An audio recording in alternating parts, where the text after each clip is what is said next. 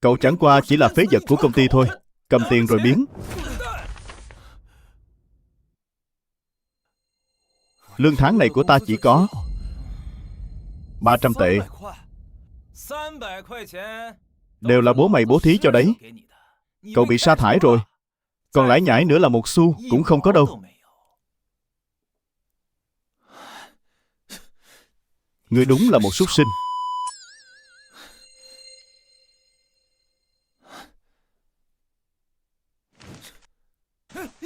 Đồ phế vật.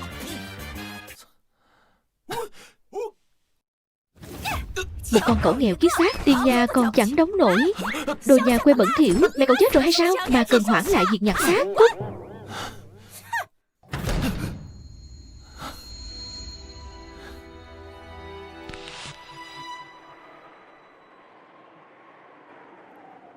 Bố, con xin lỗi.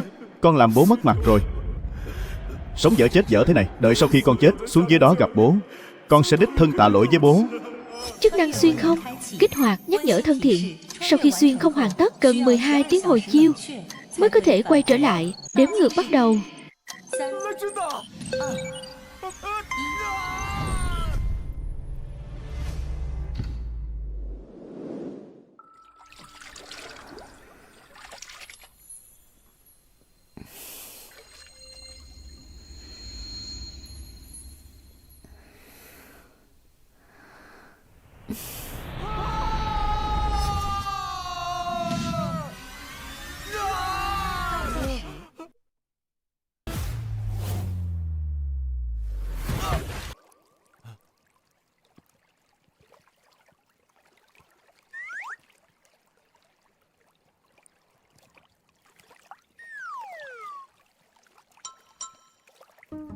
Cô nương, ta bảo đây là hiểu lầm.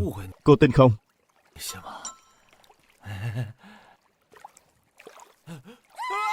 Có thích khách. Cứu mạng giới. Cứu mạng giới. Cứu mạng giới. Có thích khách. Có thích khách. Cứu mạng. Cứu giới. Cứu giới.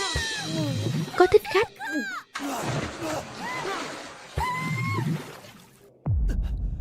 Tôi gan lớn mật, dám ám sát bản công chúa.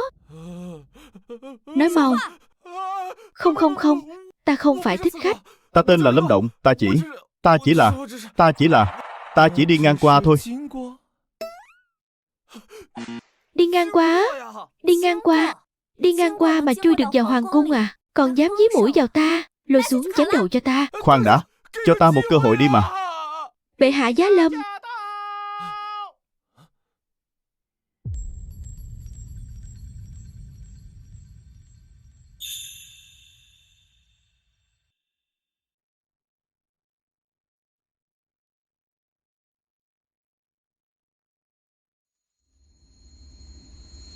Sao muội vẫn chưa sửa soạn xong? Tỷ tỷ, tỷ thật sự bắt muội gả sang Bắc Tề sao? Muội không muốn gả. Công chúa, đại chiến biên cương, nước ta thảm bại, phải bồi thường chiến phí 1.000 vạn lượng bạc trắng, 10 xe lưu ly. Hiện nay quốc khố trống rỗng, nên lần hòa thân này là tình thế bắt buộc. Chỉ là làm khổ cho công chúa rồi. Trẫm cũng không muốn nhận lời, nhưng 1.000 vạn lượng bạc đã vét sạch quốc khố rồi, lại còn thêm 10 xe lưu ly nữa. Ê là trẫm có bán cả cái hoàng cung này đi cũng không đào đâu ra được. Thân là công chúa Đại Hoa ta, trong lúc đất nước lâm nguy thế này, càng phải biết hy sinh cống hiến mới xứng đáng với thân phận hoàng thất. Cơ hội sống sót đến rồi. Lưu ly chẳng phải là thủy tinh sao? Chỉ cần quay về thời hiện đại. Đừng nói là 10 xe, 100 xe ta cũng kéo về cho các người được. 10 xe lưu ly. Chuyện này đơn giản thôi. Ta có này. Kẻ nào dám mạnh miệng ngông cuồng? Đây là kẻ nào?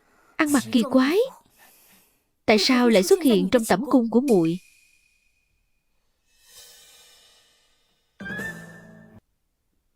Gáy, đừng qua đây.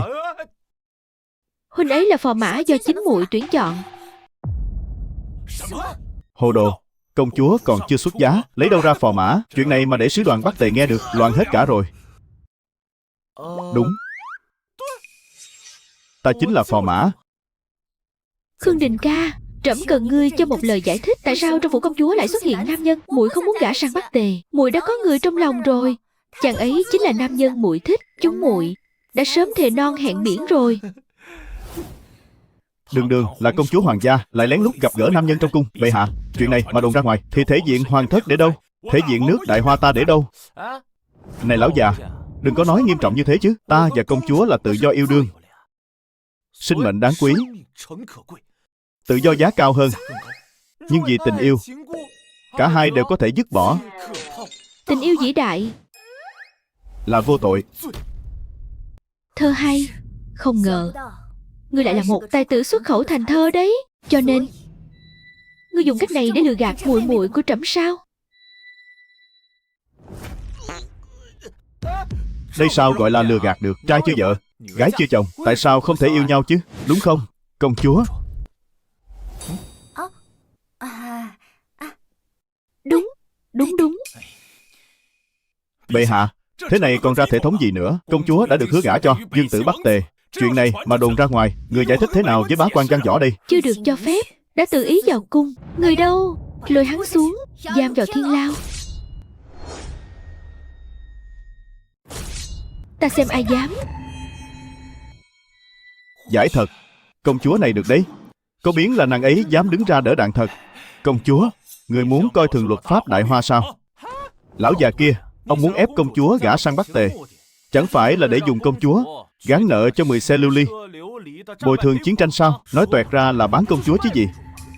Ngươi Tô Gan, sao ngươi dám ăn nói như thế với bản quan hả? Đánh thua trận lại bắt một cô gái đi chịu tội, đúng là mất mặt. Có câu thiên tử trấn thủ quốc môn, quân dương tử xã tắc. Không cắt đất, không cầu hòa, đây mới là khí phách mà một quốc gia nên có. Ngươi thiên tử trấn thủ quốc môn, quân dương tử xã tắc. Nói hay lắm.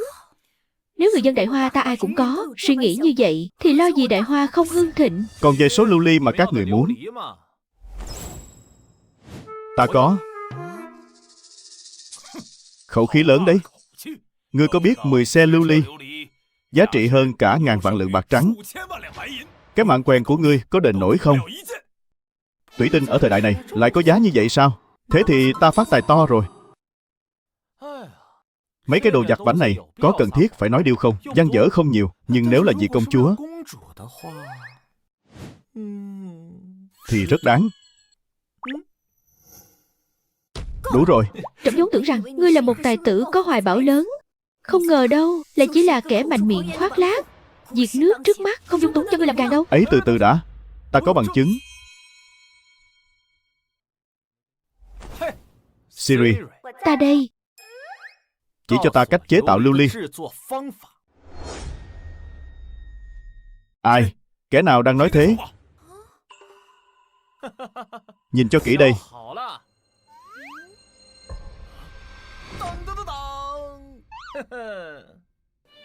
Vật này tên là Thiên Cơ Hộp.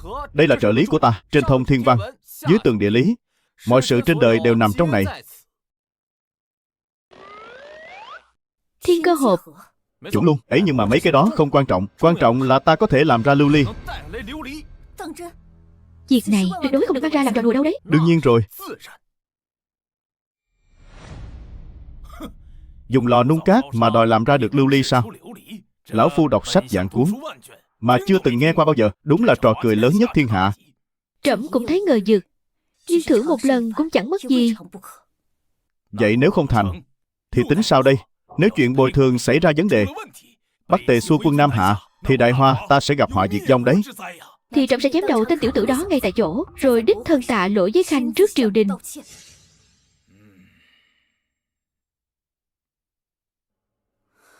Lâm Động, ngươi nhất định phải thành công đấy.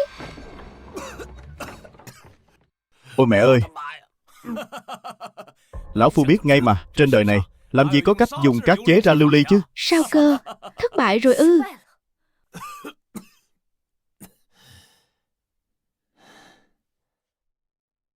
Bệ hạ, lão thần đã biết thừa.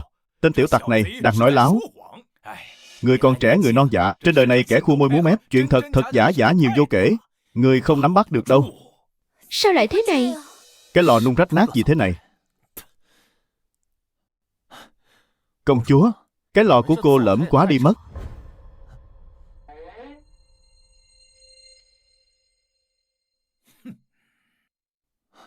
Kìa, mọi người thái độ gì đấy? Ai bảo ta thất bại nào?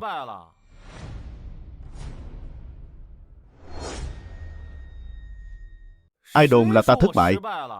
Ngươi, câm mồm. Ông biết luyện lưu ly kiểu gì không? Để ta nói cho mà nghe. Muốn luyện được lưu ly ấy à, thì cần nhiệt độ cao. Cái lò nát này của các người, ta chỉnh mãi mới được, nên tốn chút thời gian thôi. Mà thôi bỏ đi. Mấy người không hiểu được đâu. Đại ca, mang lên đây.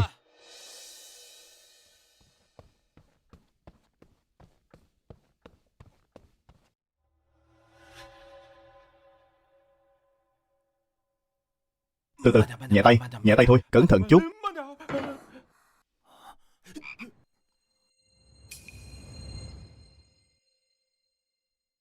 Trong suốt lấp lánh, ôn nhuận như ngọc. Đây quả thực là lưu ly. Chuyện này không thể nào, chỉ dùng cát mà sao có thể đun ra được thứ bảo vật như lưu ly chứ? Tể tướng đại nhân, vật này quả thực là được luyện chế từ trong lò mà ra. Nô tài tận mắt nhìn thấy ạ. Không ngờ ngươi lại có tài năng lớn đến thế, lại có thể biến những thứ tùy tiện thấy ở khắp nơi hóa mục nát thành thần kỳ. Quá khen rồi. Thật ra mà nói, luyện chế cái thứ này cũng đơn giản lắm. Mới thế này đã sốc rồi sao? Nếu để mấy người đến nhà máy thủy tinh hiện đại, chắc rớt cả hàm xuống đất mất.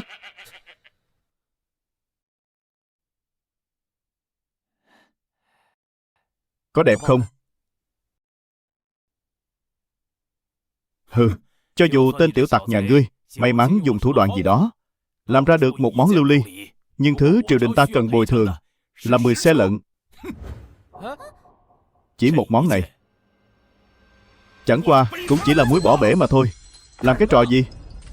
Tể tướng đại nhân, ông đang làm cái trò gì vậy?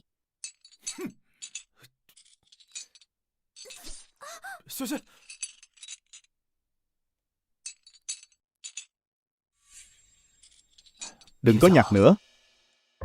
Nhưng mà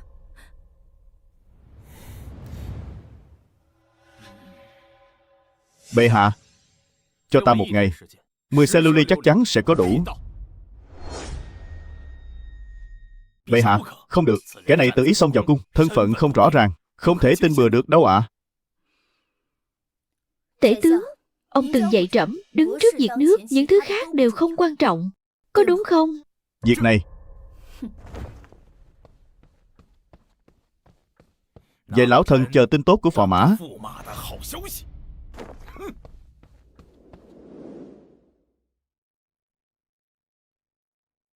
Gãy, đừng cử động. Thế này là được rồi. Vật này tiện lợi thật đấy. Gãy, không được bóc cái thứ nhỏ xinh này ra đâu. Tên nó là băng cá nhân, không đáng bao nhiêu tiền cả. Hôm nào ta tặng nàng cả thùng. Băng cá nhân?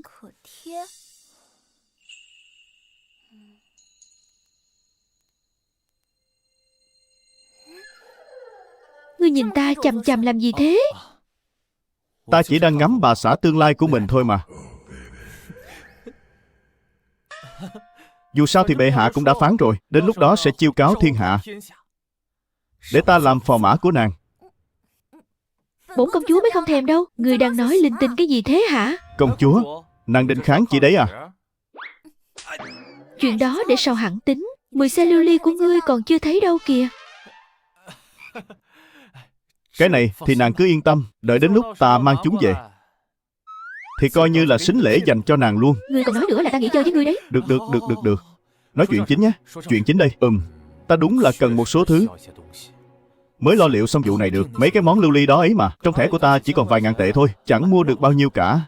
Mấy thứ vàng bạc châu báu trong phủ công chúa này, cứ lấy bừa một ít, mang về thời hiện đại chắc toàn là bảo vật cả đấy. Ngươi cần cái gì cứ việc lấy dùng. Thật á? À đúng rồi, y phục của ngươi trông kỳ quái quá. Lát nữa đi thay ra đi nhé. Được thôi. Vậy ta xin phép cáo lui trước đây ạ.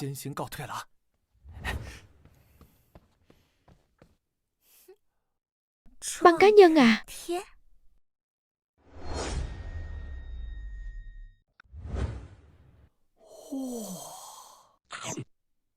Đồ ngon. Lấy cái này. Đồ ngon, đồ ngon. Hốt hết, hốt hết, hốt hết.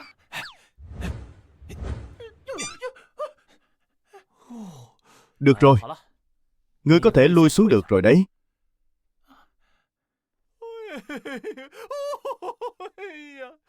Phát tài rồi, phát tài rồi. Mang đống bảo bối này về.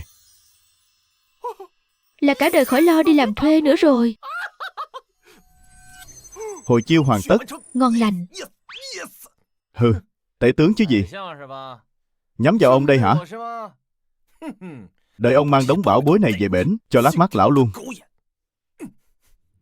Lên đường.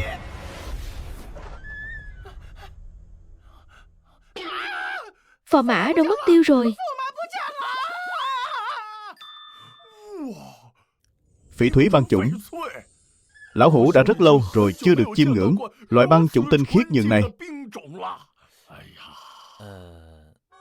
Hay là thế này, ngài cứ ra giá đi. Nếu giá cả hợp lý thì ta bán luôn ở đây. Chỉ một cái trâm cài đã 2 vạn. Vậy bán hết đống còn lại. Chẳng phải kiếm được mấy trăm vạn sao? Nhưng ngài thấy ít sao? Cái giá 200 vạn này đã là mức cao nhất mà lão hủ có thể đưa ra rồi ạ. Bao nhiêu? Ông vừa nói bao nhiêu? 200 vạn. Đúng vậy. Tụ bảo các ta khai trương 30 năm nay. Già trẻ không gạt. Hàng tốt thì không bao giờ ép giá. Khoan khoan, đợi chút, đợi chút. Hay ông xem thử đống này trước đi. Đống này đáng giá bao nhiêu?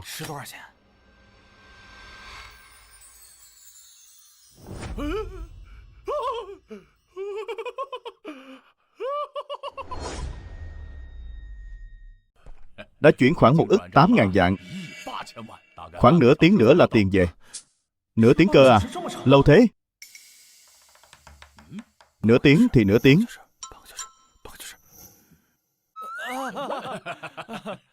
Không sao, không sao. Ta cũng đâu có thiếu tiền. Ta tin tưởng ông mà. Đến lúc đó ta sẽ kiểm tra. Đa tạ. Đây là việc nên làm. Những món tiên sinh bán đều là cực phẩm. Tuyển chọn thượng thừa. Công nghệ cổ truyền. Nếu sau này còn có bảo vật, nhất định phải đến tụ bảo các nhé. Để ta được mở mang tầm mắt.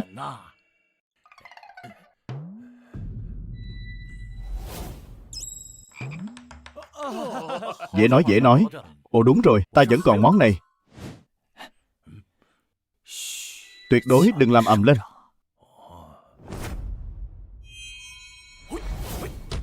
Kê. Cực phẩm kê huyết thạch. Khối kê huyết thạch này bán được bao nhiêu?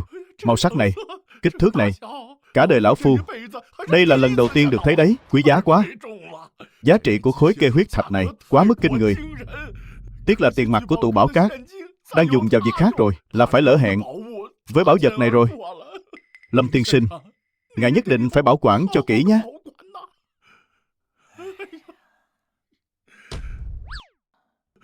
Thế ta đi đây. Đi thôi, lượng thôi. Khoan đã, Lâm tiên sinh, vật này thực sự quá tuyệt mỹ. Không biết có thể cho ta chút thời gian để xoay sở vốn không? Ta nguyện trả 8 ức. 8 ức á? Chốt đơn. Tốt quá, tốt quá. Lâm tiên sinh, mời ngài bây giờ cứ ở đây đợi một lát. Tiền mổ đi rồi về ngay.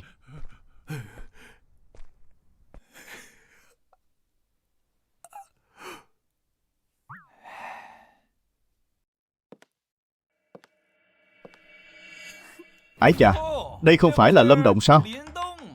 Loại phế vật này mà cũng xứng đến đây à? Loại phế vật này mà cũng xứng đến đây sao? Còn phải nói nữa à? Chắc chắn là đã dùng trăm phương ngàn kế dò la tung tích của ta, cố tình đến đây rình rập. Lâm Động, chúng ta đã chia tay rồi, sao ngươi cứ bám riết lấy ta thế?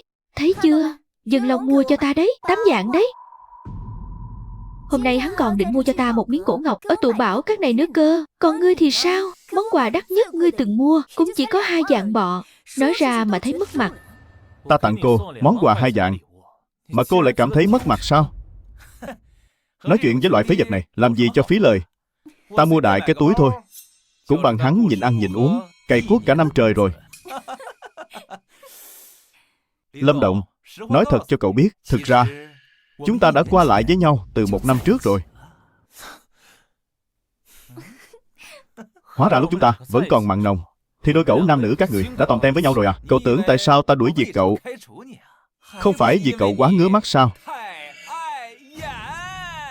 Bản thân bất tài, quà 50 vạn cũng không lo nổi, thì nuôi ta kiểu gì? Sao cho ta cuộc sống ta muốn đây? Không cần phí lời với loại phế vật này, thứ chướng mắt. Bây giờ, lập tức cút xéo khỏi đây. Cho ta. Ngươi là cái loại phế vật nào chứ? Ngươi bảo ta cút là ta phải cút à? Lâm Động, ngươi đừng có ấu trĩ như thế được không? Có bám riết lấy ta cũng vô dụng thôi. Nhìn thấy mặt ngươi là ta thấy phiền rồi. Ta bám lấy cô á?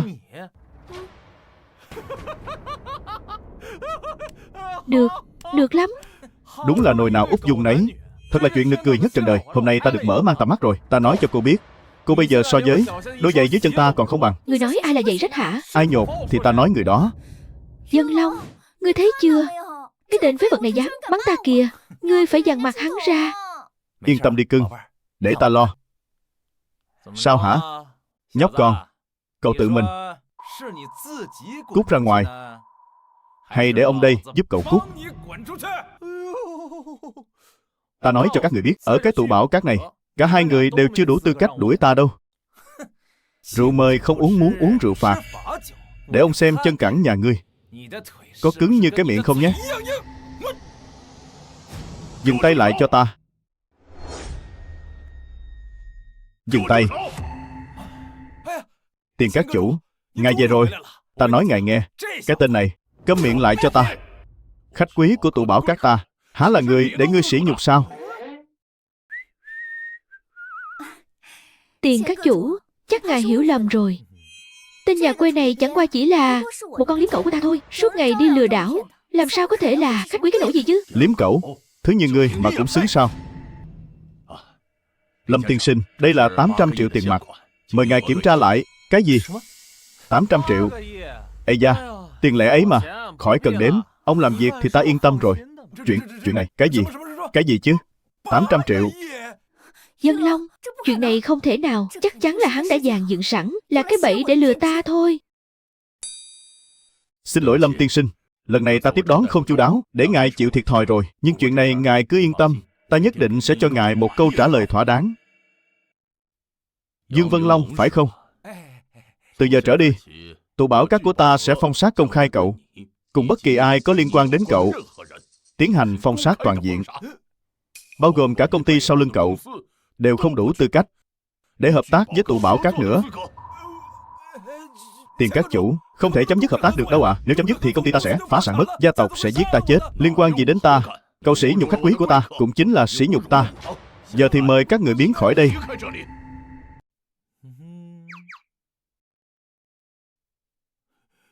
Cứ đợi đấy cho ta. Ta sẽ không tha cho ngươi đâu.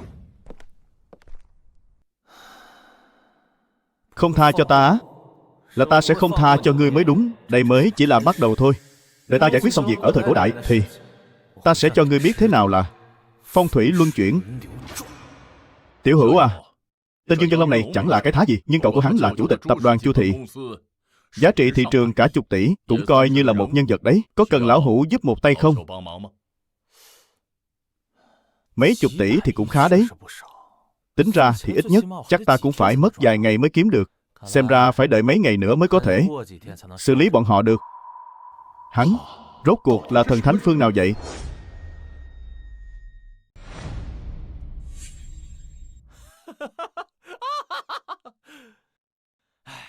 Mua bao nhiêu đồ thế này mà chỉ tốn có 5 vạn tệ. Không biết cái lão già cổ hủ kia nhìn thấy đống này xong có sợ đến phát khóc không nhỉ? Thời gian hồi chiêu đã kết thúc. 3, 2, 1, lên đường.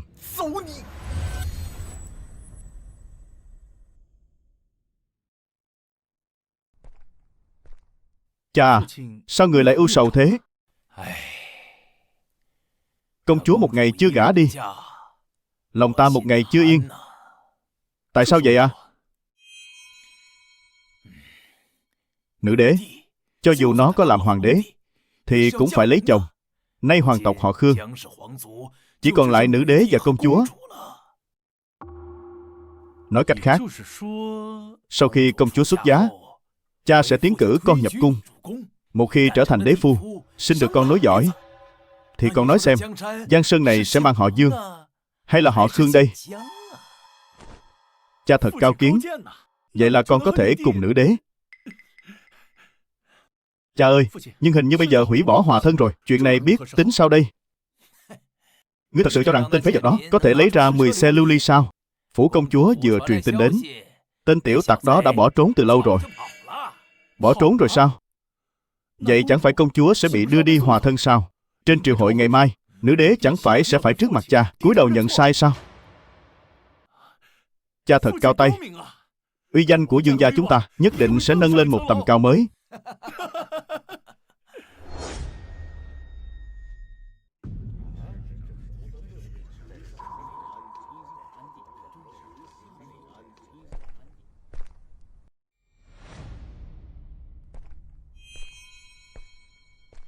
Tại sao đã cả một ngày rồi mà công chúa vẫn chưa được đưa đến sứ đoàn? Bản Dương còn đang đợi về nước ăn mừng để sủng hạnh công chúa một phen đây. Công chúa vẫn chưa đi sao? Đúng vậy. Rốt cuộc công chúa đang làm cái trò gì thế? Sớm đưa người của sứ đoàn đi cho khuất mắt không tốt hơn sao? Phải đấy, biên quân đã không còn sức tái chiến. Nếu bồi thường không thỏa đáng, Đại Hoa ta chắc chắn sẽ sinh linh đồ thán. Ây da, Ayana Dương tử, về chuyện bồi thường, sau khi chúng ta cân nhắc kỹ lưỡng, quyết định làm theo thỏa thuận trước đó. Bồi thường 10 xe lưu ly. Cái gì cơ? Cái nơi nghèo kiết xác như Đại Hoa này mà các ngươi lấy ra được 10 xe lưu ly sao? Lão già này, sao mồm mép nhanh nhảu thế? Bây giờ Lâm Động đã bỏ trốn rồi. Chẳng lẽ trẫm thật sự phải cúi đầu xin lỗi để muội muội đi hòa thân sao? Chuyện này biết làm sao cho ổn đây. Dương tử yên tâm, việc này trẫm nhất định sẽ cho ngài một lời giải thích thỏa đáng.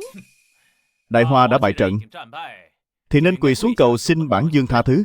Nếu bản Dương mà không vui thì tất cả các ngươi đều phải chết. Biết làm sao đây? Phải làm thế nào bây giờ? Thực ra trẫm đã để công chúa phò mã Lâm Động cầu kiến. Mau tuyên Lâm Động lên điện.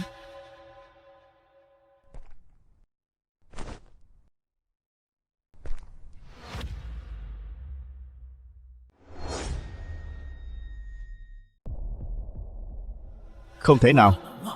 Tên tiểu tặc này chẳng phải đã bỏ trốn rồi sao? Sao hắn lại quay về nộp mạng chứ? Tham kiến bệ hạ. Mau bình thân. Phò mã? Công chúa tuyển phò mã từ bao giờ thế? Công chúa phải được gả cho bản Dương, đó là điều kiện đã bàn trước. Giờ lại lòi ra một tên phò mã. Đại Hoa đang muốn sỉ nhục bản Dương sao? Ayana Dương tử chớ vội nóng giận. Đại Hoa tuyệt đối không có ý sỉ nhục ý của vương tử đâu. Tể tướng đại nhân, ông mau giải thích giúp một câu đi chứ. Việc này bổn tướng cũng mới biết từ hôm qua thôi. Đây đều là ý chỉ của bệ hạ. Nữ đế, ngươi có ý gì? Ngươi cho rằng hàng vạn thiết giáp biên quân của ta chỉ để làm cảnh hay sao? Nếu không cho ta một câu trả lời thỏa đáng thì binh sĩ Bắc Tề ta chẳng mấy chốc sẽ dậy xéo đế đô, nhuộm máu hoàn thành. Đừng mà Dương tử, xin ngài bớt giận. Chuyện phò mã hoàn toàn là bịa đặt thôi. Người đâu? Lôi cái tên phế vật này xuống cho ta. Đừng để làm tổn thương hòa khí hai nước. Đủ rồi, coi trẫm không tồn tại sao? Cái không khí trên triều này Có chút không đúng nha. cũng chả biết cái thằng dở hơi này là ai. Sao cứ ghim ta thế nhỉ? Chẳng lẽ là người của tể tướng? Bệ hạ, 10 xe lưu ly không thiếu một món, đều đã chuẩn bị xong xuôi. Ngông cuồng. Quặng lưu ly vốn dĩ đã hiếm có. Hơn nữa mỗi món đồ lưu ly đều cần thợ thủ công dốc lòng chế tác, mất vài năm mới thành. 10 xe, ngay cả bản Dương cũng chưa chắc đã từng thấy qua. Cỡ ngươi á? Cỡ ta đấy. Vương tử nói đúng lắm. Hộ bộ ta quản lý tài chính quốc gia, quốc khố Đại Hoa cũng chỉ có vỏn vẹn 6 món đồ lưu ly thôi. Một xe ít nhất cũng phải vài trăm món. Đúng là thằng ranh con miệng còn hôi sữa, chẳng biết trời cao đất dày là gì. Ông là hộ bộ Thị Lang đúng không? Ông rốt cuộc là Thị Lang của Đại Hoa chúng ta, hay là Thị Lang của Bắc Tề thế? Ngươi cái gì mà ngươi? Tưởng Thị Lang không cần tranh cãi với hắn. Kẻ này mồm mép tép nhảy. Bản tướng sớm đã lĩnh giáo rồi. Chẳng qua cũng chỉ là võ mồm thôi, không lên được mặt bàn đâu. Gãy, tể tướng nói chí phải à? Láo xược. Đây là đại điện triều đình.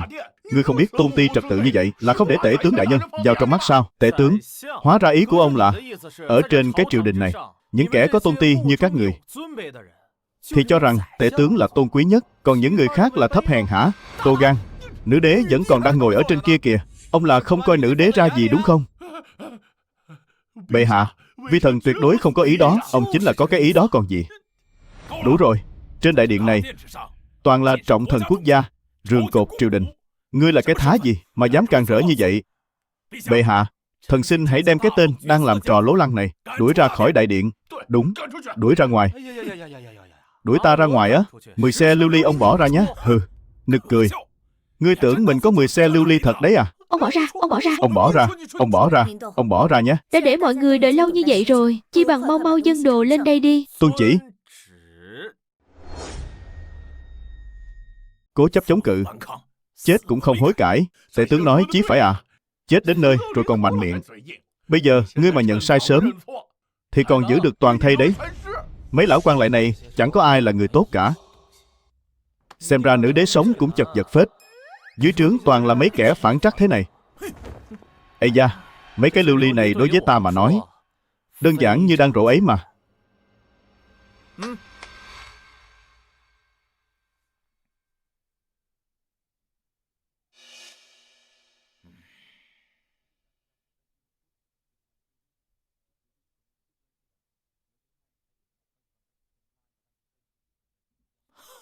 Nói cứ như thật ấy nhỉ. Tưởng bản dương chưa thấy sự đời bao giờ à? Bản dương ngược lại muốn xem thử bên dưới tấm vải này rốt cuộc là thứ gì. Không được. Bệ hạ, tuyệt đối không thể mở ra. Một khi tấm vải này được mở ra thì sẽ không còn đường lui nữa đâu. Đến lúc đó Đại Hoa ta sẽ mất hết thể diện, thậm chí chiến tranh sẽ lại nổ ra. Xin bệ hạ hãy suy xét kỹ.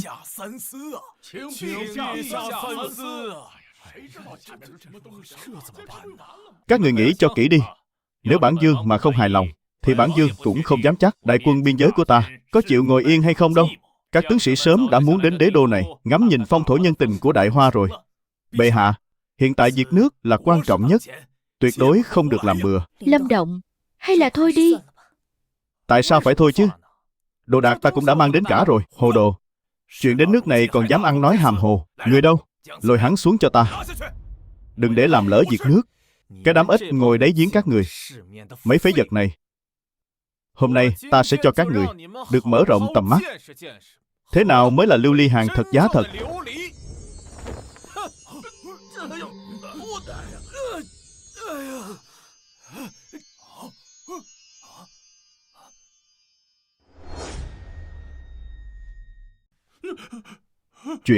Chuyện này sao có thể chứ?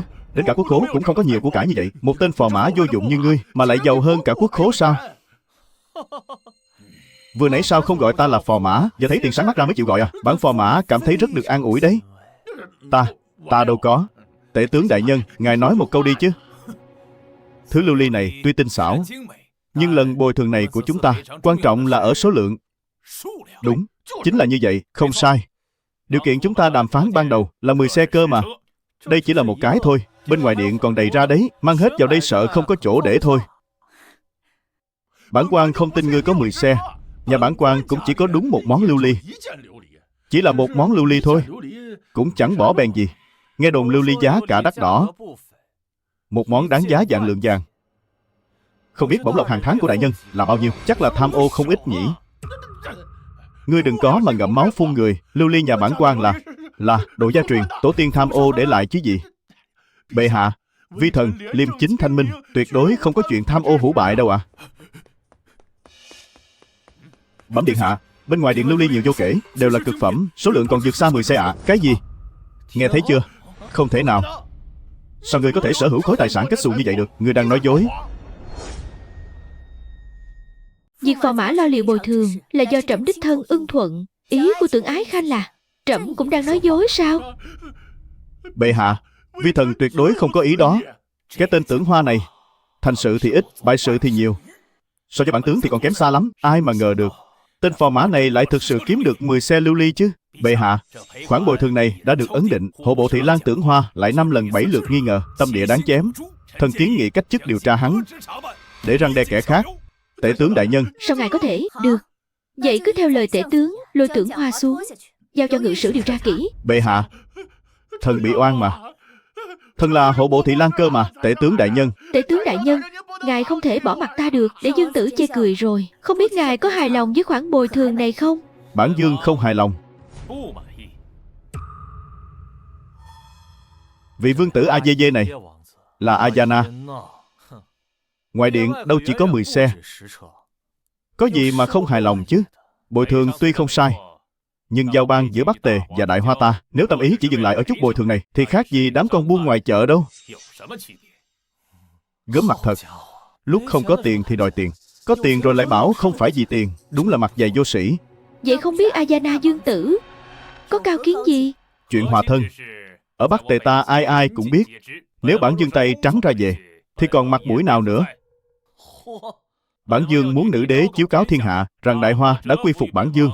Phàm là người Đại Hoa hễ gặp bản dương đều phải quỳ xuống dập đầu, xưng tụng phong hiệu của bản dương. Cái gì? Bệ hạ, điều kiện này vạn lần không thể đáp ứng. Thế chẳng phải để con dân Đại Hoa ta trở thành kẻ thấp hèn sao? Đúng vậy. Bệ hạ vạn lần không thể ưng thuận. Đúng thế. Bệ hạ tuyệt đối không thể đồng ý. Không thể đồng ý được. Bệ hạ không thể đáp ứng. Việc này trẫm tuyệt đối không thể chấp thuận. Vương tử điện hạ, chuyện hòa thân này thực ra không phải là không thể bàn lại mà. Tể tướng, ta đã bỏ tiền bồi thường ra rồi, mà vẫn còn muốn hòa thân à? Đồ thì cũng đưa rồi, giờ còn muốn dâng cả công chúa. Ông đúng là thông đồng với giặc, bán nước cầu dinh. Láo xược. Chuyện giữa hai nước liên quan đến hàng vạn bách tính. Nếu chiến tranh nổ ra lần nữa, sinh linh đồ tháng, người có gánh nổi trách nhiệm này không? Chuyện bồi thường đã thương lượng xong xuôi, chuyện hòa thân không cần nhắc lại nữa. Đã như vậy, đại nho dân phong của Bắc Tề ta và vương tướng quân Trần Duệ đã theo sứ đoàn đến đây, sẽ lập ra vấn đạo đài ngay tại đế đô này. Thể diện này bản dương sẽ tự mình lấy lại. Chuyện này. Cái gì? Đại nho dân phong chính là kẻ du thuyết 6 nước, khua môi múa mép chiến trăm nhà chưa từng bại. Vân phong đó, thượng tướng quân Trần Duệ cũng là kẻ dũng mãnh nhất Bắc Tề, từng ở biên cảnh, một người một ngựa đánh bại trăm tên hắc giáp tinh nhuệ, thậm chí trên người không dính một giọt máu. Nếu là hai kẻ này bày ra vấn đạo đài ở đế đô thì quả thật là không ai cản nổi. Phò mã gia, cục diện hiện giờ ngươi vừa lòng chưa? Tể tướng, tính ra là lại bắt đầu đổ vỏ cho ta đấy phỏng. Bắc Tề vốn dĩ cường thế, vấn đạo đài vừa xuất hiện, quốc uy Đại Hoa ta mất sạch, lòng dân tan tác. Đến lúc đó biên quân Bắc Tề mượn thế Nam hạ, Đại Hoa ta có nguy cơ diệt quốc đó. Cái nồi này to quá nhỉ? Há có lý này. Đại Hoa ta đường đường chính chính, văn nhân tài tử, tướng quân võ phu vô số, chẳng lẽ cứ mặc kệ hai kẻ này đè nén quốc uy Đại Hoa ta hay sao? Bệ hạ, hai kẻ này tài năng xuất chúng không ai theo kịp. Việc này liên quan đến nền móng Giang Sơn Đại Hoa ta. Ai có thể lên vấn đạo đài giải dây cục diện này, thưởng vạn lượng vàng, phong tước phong đất.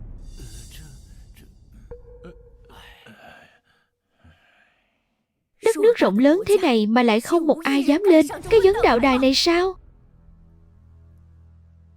Một lũ già khụ mồm mép chi hù giả giả. Đến lúc quan trọng thì giả chết. Đã đến lúc cho mấy người cổ đại ngàn năm trước này mở mang tầm mắt, xem hàm lượng chất xám của giáo dục bắt buộc 9 năm thời hiện đại rồi. Bệ hạ, thần nguyện đến văn đạo đài nghênh chiến dân phong. Tốt, không hổ là người mà muội muội trẫm nhìn trúng, có bản lĩnh, trẫm vô cùng vui mừng. Bệ hạ, để tên ranh con vắt mũi chưa sạch này đi nghênh chiến đại nho văn đạo, đây chẳng phải là trò đùa sao? Bệ hạ, phò mã đại diện hoàng thất xuất chiến văn đạo đài, nếu mà thua thì thứ mất đi không chỉ là thể diện Đại Hoa ta, mà còn là tôn nghiêm của hoàng thất nữa. Tể tướng nói đúng đấy à, quốc gia đại sự mà gửi gắm vào một tên phò mã cỏn con, sao có thể được? Ta không được thì ai được? Ai ngon thì lên đi. Ông lên đi. Ông có lên không? Ông có lên không? Không ai lên à? Thế ông lên đi, tể tướng. Ông lên đi. Từng người một chưa đánh đã sợ, chẳng có mống nào dám đứng ra. Ta đứng ra thì lại nghi ngờ ta. Đúng là lũ chuột nhắt. Giữa đại điện thế này, sao ngươi dám chửi bới hả? Ta chửi ông thì làm sao? Còn nói nhảm nữa thì ai giỏi tự đi mà làm.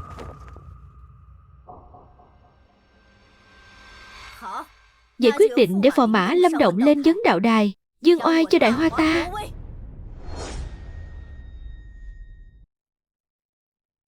Tức chết lão phu rồi.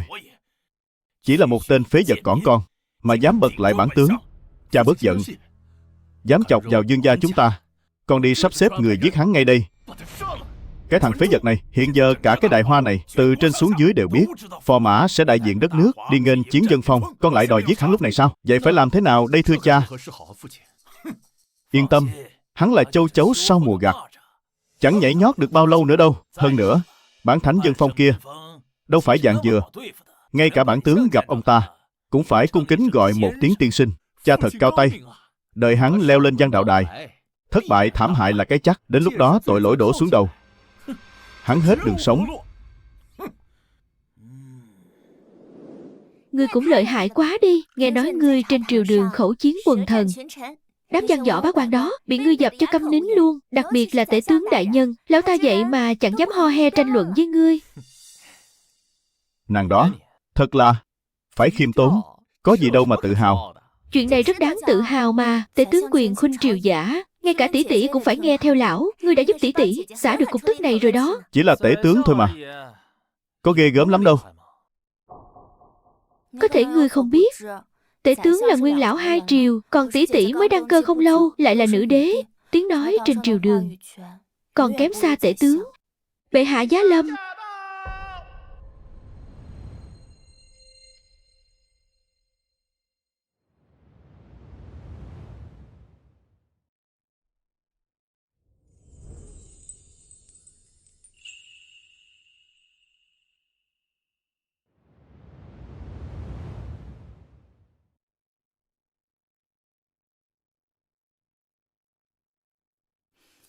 Tỷ tỷ.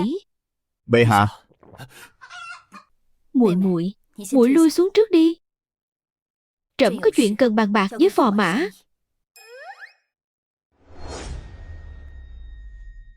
Muội, khoan đã. Trẫm có việc muốn thương lượng với phò mã.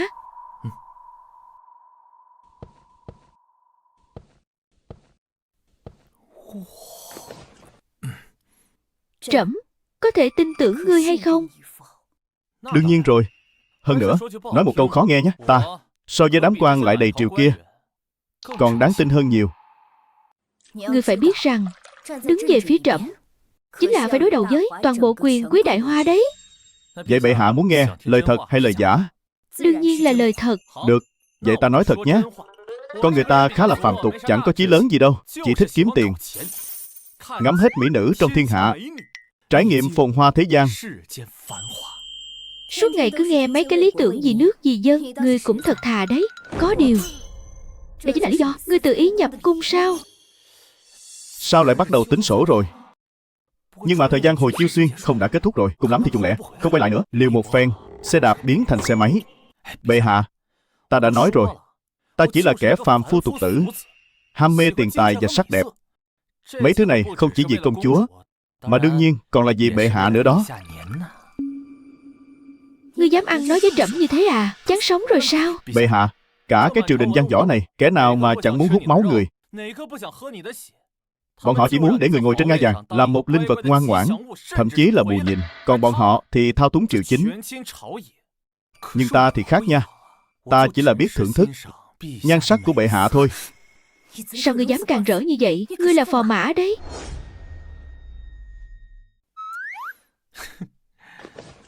Bệ hạ, thực ra từ cái nhìn đầu tiên khi thấy người, ta đã bị vẻ đẹp nghiêng nước nghiêng thành của người thu hút đến mức không lối thoát rồi. Hơn nữa, cái mác thân phận đâu có quan trọng, mục đích mới là chân ái chứ. Ta có thể giúp bệ hạ giành lại quyền lực để người trở thành một hoàng đế chân chính, chứ không phải là một con bù nhìn. Ngươi thật sự có thể giúp trẫm? Tất nhiên rồi, năng lực của ta bệ hạ cũng thấy rồi đấy. Cứ nhìn 10 xe lưu ly kia đi. Đối với Đại Hoa mà nói là bằng cả mấy năm tiền thuế. Nhưng mấy thứ này với ta chỉ là hạt cát trên sa mạc thôi.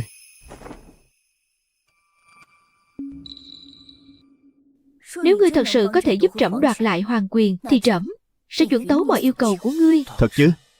Trẫm là vua một nước, quân tử nhất ngôn. Có điều, Tất cả những điều này đều dựa trên việc ngươi phải làm được đã. Trận chiến trên vấn đạo đài ngày mai, nếu ngươi thắng, trẫm sẽ đồng ý với ngươi. Còn nếu ngươi thua, mấy lão hủ nho kia với ta chỉ là đồ bỏ đi. trẫm tin ngươi, nhưng người trong thiên hạ không tin. Ngươi chỉ có thể tự mình chứng minh. Quyết không phụ sự ủy thác của bệ hạ. Tốt. Trẫm còn việc triều chính phải xử lý. Ngươi chuẩn bị cho tốt đi, không được lơ là. Bệ hạ cứ yên tâm, với ta mà nói, cái vấn đạo đài cỏn con đó, ta búng tay cái là xong. Hay Trần Nhuệ, Trần Nhuệ, Trần Nhuệ, còn kẻ nào dám đánh với ta một trận nữa không? Không hổ danh là tướng quân Trần Nhuệ, giết hay lắm. Tướng quân uy vũ, đánh bại liên tiếp 10 người Đại Hoa, đúng là tướng tinh hạ phàm. Đại Hoa cũng chỉ đến thế mà thôi, chẳng có mống nào biết đánh đấm cả, toàn là một lũ phế vật yếu nhớt.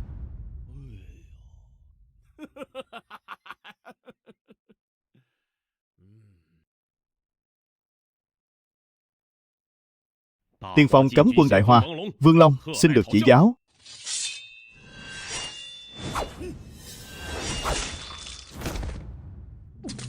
Tướng quân Trần Nhuệ uy vũ. Trần Nhuệ. Tên Trần Nhuệ này lợi hại vậy sao? Không phải chứ, chúng ta cứ để tên Ayana này sỉ nhục nước Đại Hoa chúng ta như vậy sao? Trần Nhuệ trên chiến trường biên giới đã dẫn quân giết 3 vạn quân biên phòng của ta. Có điều, cái ngươi cần khiêu chiến là văn đạo đài, văn võ song toàn. Chỉ cần thắng một trong hai, Đại Hoa ta coi như không mất thể diện quốc gia. chỉ e là giả tràng xe các biển Đông thôi. Trần Nhuệ là thượng tướng quân đệ nhất lục quốc đấy. Vũ khí của hắn được rèn từ nhiếp xe tải Di Nâu, ngay cả cán đao cũng được rèn từ huyền thiết ngàn năm, nặng cả 100 cân. Võ đạo đã đạt đến đỉnh cao rồi. Khoan đã, ngươi vừa nói cái gì? Ngươi nói cây đao trên tay hắn, ngay cả cán đao cũng làm bằng nhiếp xe Di Nâu hả? Đúng vậy, nghe nói kẻ này tính tình tàn bạo. Chỉ có cán đao bằng sắt mới có thể khiến hắn cảm nhận được từng nhát chém vào da thịt, khoái cảm khi giết người. Nếu là như vậy,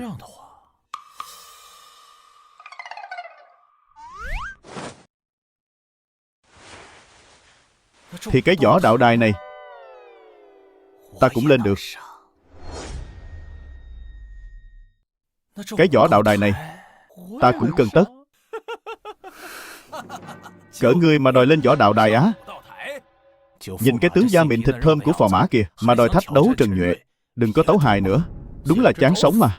Cái võ đạo đài này đến nay đã có 11 người lên, thì 8 người đã đăng xuất rồi. Phò mã chỉ có nước bị bọn hắn xé xác thôi. Lúc dầu sôi lửa bỏng thế này, đừng có chém gió nữa. Võ công của ta tuy hơi cùi bắp thật, nhưng để đối phó với cái tên thượng tướng quân Pha Ke này thì vẫn dư điện. Tên cuồng vọng này, bệ hạ, nếu phò mã đã muốn lên đó thử sức vì Đại Hoa ta mà tranh quan, thì chúng ta cứ thành toàn cho phò mã tấm lòng trung trinh này đi. Ngươi không được. Bệ hạ cứ yên tâm, kèo này ta nắm chắc phần thắng. Cứ chống mắt lên mà xem cho kỹ vào. Tên phò mã này liều mạng thật đấy. Không quá 2 chiêu là bị Trần Nhuệ chém bay màu rồi. Đỡ được một hit của Trần Nhuệ là phúc tổ rồi. Vốn tưởng là đối thủ xứng tầm, ai ngờ lại là một tên trẻ trâu ngốc nghếch tự mình dâng mạng. Đỡ tốn bao nhiêu công sức. Sao lại thành ra thế này? Lâm Động hắn điên rồi sao? Tối qua vừa mới hẹn ước với trẫm, hôm nay đã không cần cái mạng nhỏ này nữa. Ngươi nhất định phải sống sót trở về đấy. Còn ai nữa không? Kẻ nào dám cùng ta quyết chiến? Toan rồi. Tên Trần Nhuệ này quả nhiên dũng mãnh vô song, đến tiên phong tướng quân của cấm quân cũng bại trận rồi. Đáng buồn, đáng tiếc thay. Đại Hoa ta lại chẳng còn một ai là đối thủ của tên Trần Nhuệ này sao? Để ta.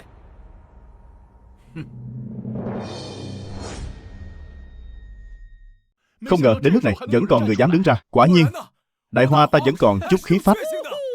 Anh hùng cố lên.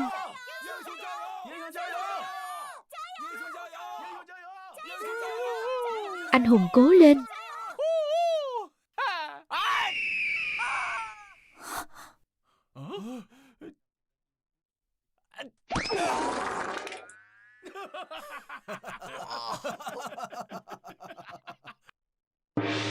Leo lên cái đài này, đứng còn không vững, mà còn đòi so găng với bản tướng quân sao? Đại Hoa các ngươi hết người để đánh rồi à?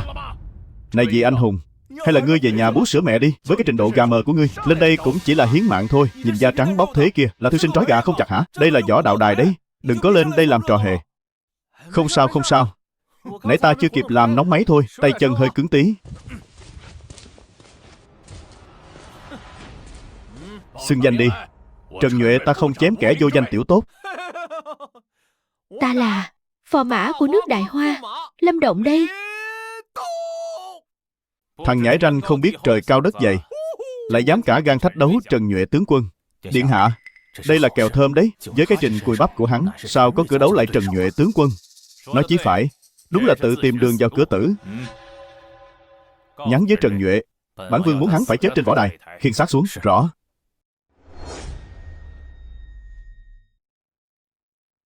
Đại Hoa ta có phò mã từ bao giờ thế? Chuyện này mà ngươi cũng không biết sao? Hôm qua phò mã đã lấy ra 10 xe lưu ly để làm bồi thường, hủy bỏ chuyện hòa thân. Chính vì thế mới khiến Ayana dương tử thẹn quá hóa giận, mới lập ra cái võ đài này. 10 xe lưu ly. Trời đất ơi, thế thì đáng giá bao nhiêu bạc chứ? Bạc á? Lưu ly này phải tính bằng vàng đấy. Có điều vị phò mã này cũng có bản lĩnh đấy, dám đến thách đấu trên võ đài. Tiếc là nhìn dáng vẻ của hắn, chẳng giống đối thủ của Trần Nhuệ chút nào. Hay lắm, phò mã đến đúng lúc lắm. Ta đang sầu vì giết chưa đã tay, có phò mã Đại Hoa để tế đao cho ta. Cũng coi như chuyến đi này không uổng phí. Câm mồm. Ai thắng ai thua còn chưa biết đâu. Biết đâu ngươi lại chết dưới thanh cờ lò này của ta đấy. Thanh cờ lò. Bản tướng tung hoành sa trường, chưa từng có kẻ nào dám cầm thanh cờ lò ra đối chiến với bản tướng. Nếu ngươi muốn chết, ta sẽ thành toàn cho ngươi. Thanh cờ lò? Sao hắn có thể dùng một thanh cờ lò để đối địch chứ? Cẩm y vệ đâu, mau đưa đao kiếm lên cho hắn. Khoan đã, bệ hạ. Phò mã đã dùng thanh cờ lò làm binh khí, hẳn là đã tính trước cả rồi. Chúng ta không cần lo lắng. Nhưng chênh lệch binh khí lớn như vậy, đánh thế nào được chứ? Đừng lo, phò mã chắc chắn có tuyệt kỹ. Cứ xem đi. Tên tiểu tử này, trận chiến sinh tử, dùng thanh cờ lò đấu với đao nhiếp xe dinh. Lão phu xem ngươi chết thế nào.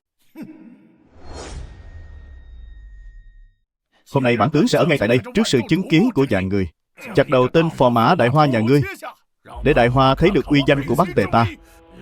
Ê khoan đã. Sao thế? Sợ rồi à? Sợ rồi thì mau dập đầu trước Ayana dương tử 3 cái thật kêu, rồi ngoan ngoãn cút khỏi võ đài. Ta sẽ tha mạng cho.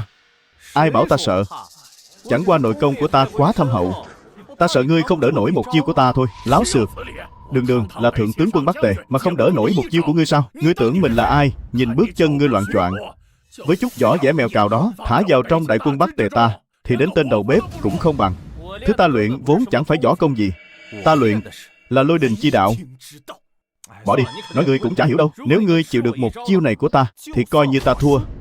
Khẩu khí lớn, thiên hạ này chưa có chiêu thức nào mà Trần Nhuệ ta không đỡ được cả. Đã muốn chết, thì hôm nay ta sẽ cho ngươi chết tâm phục khẩu phục. Thế ta tới đây nhé. Nhìn lên trên kìa.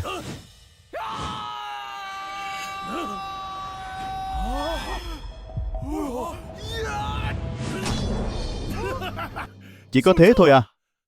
Cũng chẳng ra làm sao cả.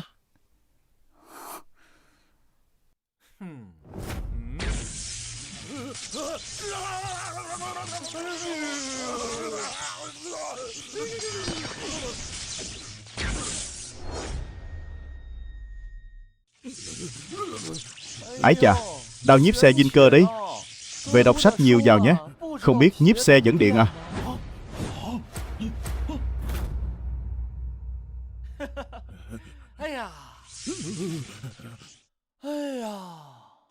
Sức mạnh sấm sét. Sao có thể như thế được? Sức mạnh sấm sét. Cái này, phò mã thắng rồi. Ngày ấy chỉ dùng đúng một chiêu. Trời ơi, thượng tướng quân Trần Nhuệ, vậy mà ngay cả một đòn cũng không đỡ nổi. Phò mã thắng rồi. Phò mã thắng rồi.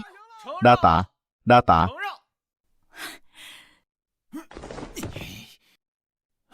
Tướng quân, ngươi sao rồi?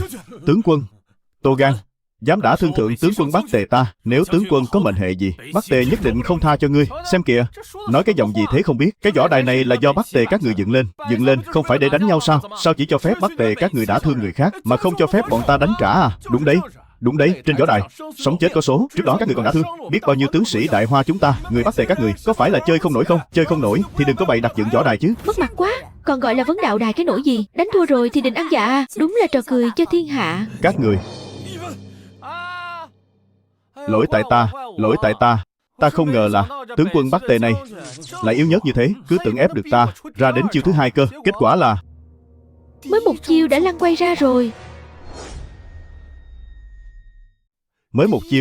ra rồi.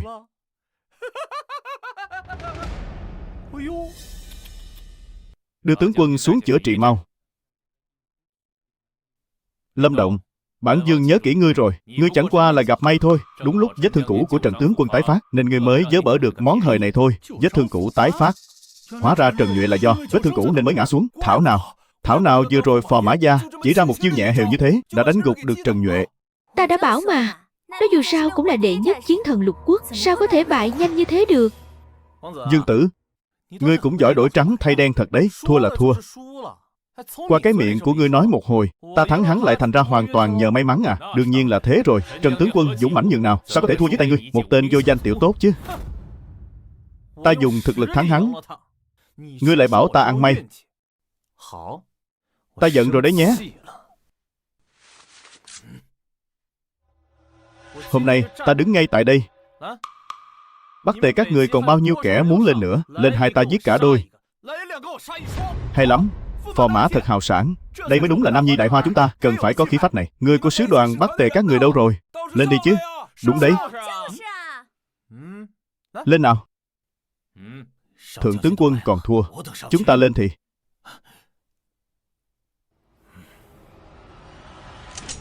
Ngự tiền thì về Bắc Tề. Tống nhân xin được chỉ giáo.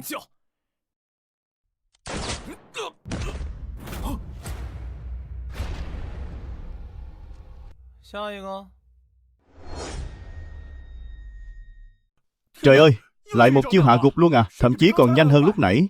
Lại chuyện gì xảy ra thế? Chỉ nghe thấy tiếng nổ đùng đoàng là hắn đã lăn quay ra đất rồi. Lẽ nào đây chính là lôi pháp mà Phò Mã nói tới? Không thể nào. Trần Nhuệ sao có thể thua được chứ? Người Đại Hoa chẳng qua cũng chỉ là lũ gà đất chó sành thôi. Ngươi dùng yêu pháp gì thế hả? Ngươi không cần quan tâm ta dùng cái phương pháp gì đâu. Tóm lại là tướng sĩ Bắc Tề các người ấy à? Chẳng có móng nào đánh đấm ra hồn cả. Ngươi không lý nào lại thế. Đây chính là Trần Nhuệ đấy, thượng tướng quân Bắc Tề ta. Sao mà thua được chứ? Nhanh cái chân lên. Người tiếp theo đâu? Không còn ai là ta té nhé. Ta còn đang chạy xô đây này. Phò Mã uy vũ. Trước khi đi nhớ kỹ, dỡ cái võ đài này ra cho ta. Không phải ai cũng đủ trình dựng đài đâu. À phải rồi.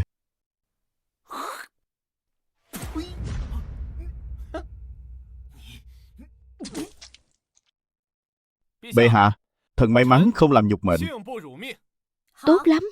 Lâm Động, cứ tưởng Khanh chỉ có chút văn hay chữ tốt, không ngờ về phương diện võ nghệ Khanh lại xuất chúng đến nhường này. Thôi, đừng khen. Chỉ là chút võ mèo cào thôi mà, không cần khiêm tốn. Đó chính là đệ nhất chiến thần 6 nước đấy. Đâu phải cứ dùng 3 cái võ mèo cào là có thể đánh bại được. Chẳng qua cũng chỉ là mấy thứ tà ma ngoại đạo mà thôi. Tà ma ngoại đạo á? Tể tướng, ông không dám lên, ta đánh thắng rồi. Giờ lại bảo ta là tà ma ngoại đạo. Ông có biết liêm sĩ là gì không đấy? Hỗn xược. Ngươi cái gì mà ngươi? Tể tướng đại nhân, hay là ông cũng nếm thử một chút sức mạnh lôi pháp của ta nhé. Nhân lúc võ đài chưa dở. Nào, đi, chúng ta lên so gan tí chơi. Đi không?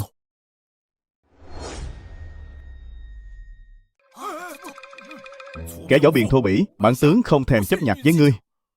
Lâm Động đại thắng Trần Nhuệ, thật là tráng lệ, làm rạng danh quốc uy Đại Hoa ta. Việc này đáng thưởng. Luận công ban thưởng. Đa tạ bệ hạ. Cái phần thưởng này không biết là thưởng cái gì đây ta. Kể mà là nữ đế bằng xương bằng thịt thì ngon phải biết.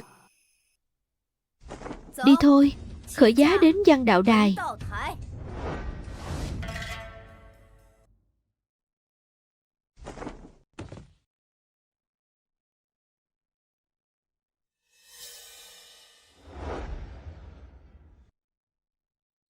Cái Văn Đạo Đài này sao mà yên ắng thế nhỉ? không có ai thách đấu à?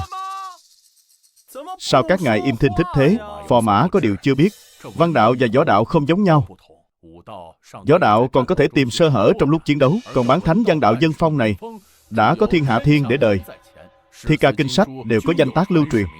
Ông ta là cái đại thụ, là thầy của tất cả người đọc sách trong thiên hạ, cũng không ngoa chút nào đâu. Chẳng lẽ không ai dám đánh sao? Là danh tiếng hắn quá lớn, địa vị lại cao. Các người đều. Tể tướng đại nhân, ta nhớ ra rồi. Tể tướng đại nhân, ngài cũng là người đọc sách mà. Trong hoàn cảnh này ngài không định ra tay sao? Văn khí của dân phong đại nhân, bản tướng tự thấy thẹn không bằng. Không như một số kẻ không biết trời cao đất dày. Chẳng lẽ bây giờ sợ rồi nên mới đẩy bản tướng ra làm bia đỡ đạn hả? Ây da, ai bảo ta sợ thế? Chỉ là một dân phong cỏn con, ta phẩy tay là phá được. Khẩu khí lớn đấy. Lâm Động, người có thực sự nắm chắc không? Thực ra phá được võ đạo đài đã đủ để ngạo nghễ rồi. Cho dù văn đạo đài có thua, tình thế cũng không còn nghiêm trọng như trước nữa. Bệ hạ, ta nắm chắc 10 phần.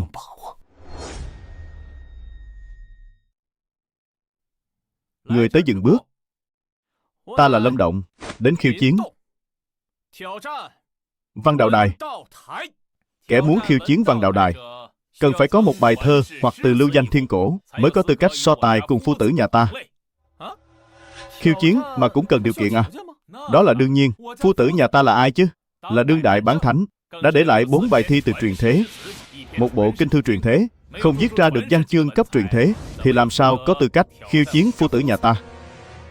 Hèn gì cái văn đạo đài này chẳng có ma nào thèm đến. Hóa ra còn có yêu cầu đầu vào nữa à? Vậy ta hỏi ngươi, thế nào là thi từ truyền thế? Đến truyền thế là gì cũng không biết mà cũng dám đến khiêu chiến phu tử nhà ta. Truyền thế đương nhiên là đủ để lưu truyền trăm đời. Là những bài văn được người đời truyền miệng, hoặc là thi từ. Đơn giản thế thôi á? Đơn giản. Ở đâu ra cái tên vô danh tiểu tốt, khoác lác không biết lượng mồm? Ngươi có thể viết ra tác phẩm truyền thế trong 6 nước này. Có ai mà không phải là người danh tiếng lẫy lừng, là đại gia trong văn đàn? Lâm Động là cái thá gì chứ? Nghe còn chưa từng nghe qua. Ai nói với ngươi cứ phải nổi tiếng mới đại biểu cho việc có văn hóa? Sơn bất tại cao, hữu tiên tắc linh, tủy bất tại thâm, hữu long tắc linh. Cao nhân ẩn mình nơi phố chợ. Người thực sự có bản lĩnh mới không đi rêu rao khắp nơi. Núi không cần cao, có tiên ác linh. Thơ hay quá. Người to gan dám sỉ nhục phu tử nhà ta. Cái gì mà cao nhân ẩn mình nơi phố chợ? Người có bản lĩnh sẽ không rêu rao. Ý ngươi là phu tử nhà ta chỉ là kẻ hám danh trục lợi thôi sao? Ta không có nói thế đâu nhé. Nếu ngươi cứ nhất quyết hiểu như thế thì ta cũng chịu thôi. Phải không phu tử?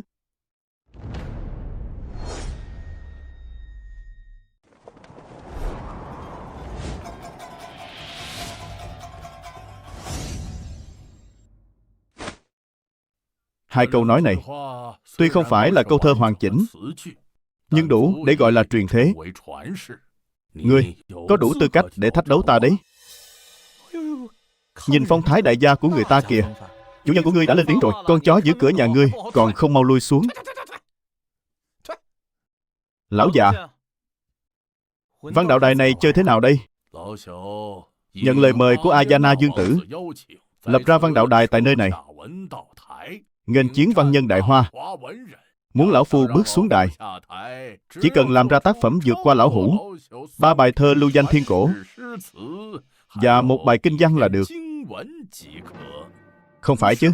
Phải làm 3 bài thơ lưu danh thiên cổ, lại còn thêm 1 bài kinh văn. Phóng mắt nhìn khắp 6 nước hiện nay, ngoài Vân Phong ra thì chẳng ai làm được cả. Một văn nhân đỉnh cấp viết ra được tác phẩm để đời đã đủ để lưu danh trăm thế, vinh hiển một đời.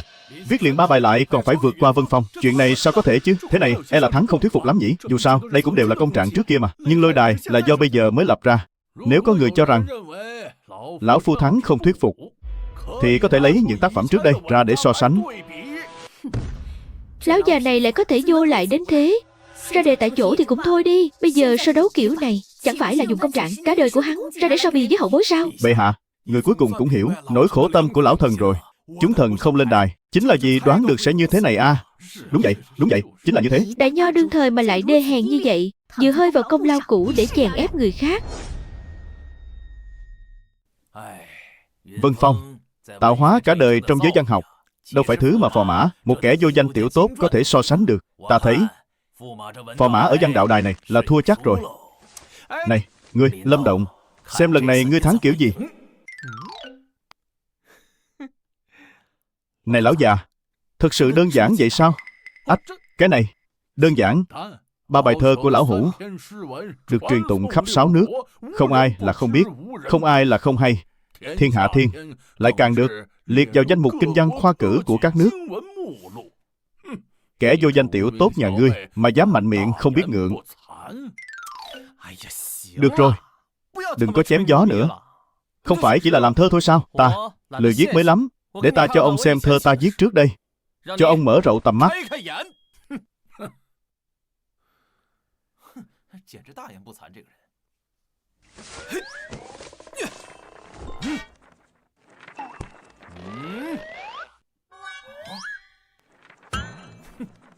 Lão già, 300 bài thơ, số lượng thì cũng không ít đấy. Nhưng cái đạo thi ca này không phải lấy số lượng để thắng đâu. Ê bớt nói nhảm đi, mở ra mà xem. Xem ra Là hoàn toàn không hiểu sự đáng sợ của môn ngữ văn tiểu học và đường thi tam bách thủ rồi. Cái quái gì thế này?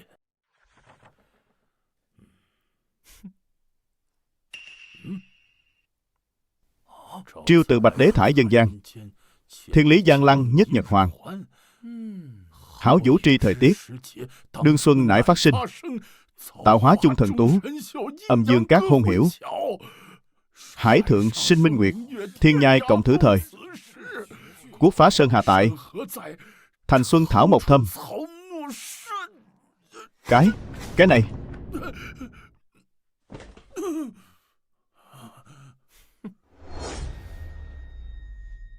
này, lão phu tử, thơ từ này của ta đủ để lưu danh thiên cổ chưa? Chuyện này không thể nào. 300 bài này, câu nào cũng kinh điển, bài nào cũng kinh người, đều là tác phẩm để đời cả. Không thể nào. Ông không làm được thì đừng nghĩ người khác cũng kém cỏi như mình. Đây chính là 300 bài đấy. Cho dù là 30 bài cũng đều là tuyệt phẩm kinh diễm. Sao có thể có người có tài năng thiên bẩm như vậy chứ? Đây là tròn 300 bài thơ văn lưu danh thiên cổ đó. Trời ơi, chừng này đủ để chấn động lục quốc rồi. Đại sự của văn đàn đấy. Đúng vậy. Thật không ngờ hôm nay ta và ngươi lại có thể chứng kiến cảnh tượng này. Đại nho dân phong chỉ dựa vào 3 bài thơ lưu truyền đã được xưng tụng là đương đại bán thánh. Vậy Lâm Động này chẳng phải có thể sánh ngang với bậc thánh nhân sao? Hắn rốt cuộc là ai vậy? Ta nhớ ra rồi. Lâm Động. Hắn là Lâm Đậu, phò mã do công chúa đương triều đích thân tuyển chọn. Cái gì? Hắn chỉ là một tên phò mã thôi sao? Không thể nào. Với tài học của hắn, cho dù là nhập chủ hậu cung, được phong dương cũng dư sức mà, chẳng có chút thử thách nào cả. Không phải chỉ là 300 bài thơ thôi sao? Chuyện nhỏ như con thỏ. Này lão già, để ta dạy dỗ ông. Chắc là đủ rồi nhỉ? Không thể nào. Sao ta có thể cua dưới tay tên vô danh tiểu tốt này được? Vô danh tiểu tốt á? Nhớ cho kỹ, ông đây tên là Lâm Động. Khoan đã. Khoan đã.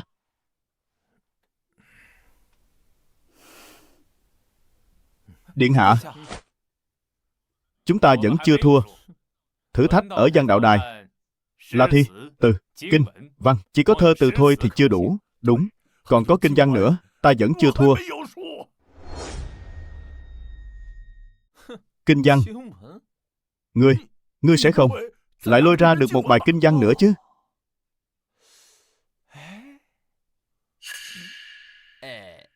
Cái này thì không phải. Ta quả thực không chuẩn bị kinh văn. Tuy rằng thơ từ của ngươi quả thực lợi hại hơn lão phu một chút xíu thôi, nhưng thơ từ suy cho cùng chỉ là tiểu đạo. Đại đạo giáo hóa vạn dân. Ngươi Không bằng ta đâu. Này lão già, ngươi có ý gì hả? Ta giỏi hơn ông nhiều. Mấy cái đó chỉ là trò vặt thôi. Thế này thì sao gì chứ? Dân phu tử lợi hại hơn hẳn mà. Dùng 300 bài đấu với 3 bài, lẽ ra phò mã thắng mới đúng chứ. Nhưng mà lời phu tử nói cũng không phải không có lý. Thi từ ca phú chung quy cũng chỉ là trò giải trí. Viết sách lập thuyết mới là đại sự của văn đàn. Nói hưu nói vượng, tuy ta không chuẩn bị trước, nhưng ta có thể viết ngay tại chỗ. Mang bút tới đây. Cái gì? Hắn muốn viết kinh văn ngay tại chỗ sao? Đùa kiểu gì vậy? Kinh văn cần phải trau chuốt ngàn lần, thì vài năm, nhiều thì mấy chục năm mới thành sách được. Viết ngay lúc này á, chuyện này sao có thể chứ? Không thể nào, tuyệt đối không thể. Chúng ta viết một bài sách luận cũng phải cân nhắc cả mấy tháng trời, huống chi là kinh văn. Ý của tể tướng là hắn viết không nổi. Hắn tuyệt đối không thể nào viết ra được. Nhưng hắn đã đặt bút rồi kìa. Hả?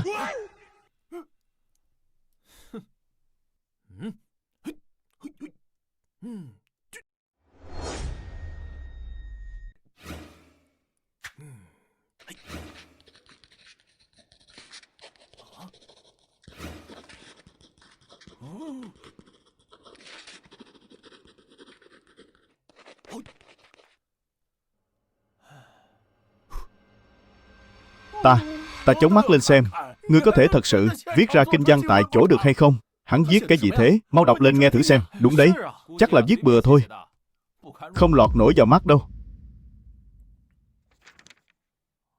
Nhìn cho kỹ này. Đạo đức kinh, đạo khả đạo, phi thường đạo, đanh khả danh, phi thường danh, vô danh, thiên địa chi thủy, hữu danh, vạn vật chi mẫu, cố thường vô dục, dĩ quan kỳ diệu. Là tác phẩm truyền đời. Kinh văn này quả thực là sách lưu danh thiên cổ. Hay quá, tuyệt quá. Đạo khả đạo, phi thường đạo. Câu này khiến người ta như được khai sáng vậy. Vạn vật thế gian đều nằm trong bài văn này. So với thiên hạ thiên của Dân Phu Tử, hoàn toàn không cùng một đẳng cấp. Nếu nói thiên hạ thiên nói về thuật cai trị của quân vương, thì đạo đức kinh này lại nói về cái gốc của con người, sự hòa hợp của tự nhiên, hoàn toàn là áp đảo mà. Trời ơi, ngày ấy là văn thánh chuyển thế sao?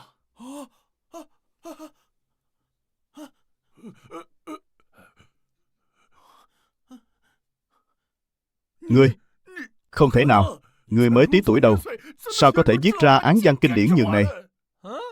Khó đến thế sao?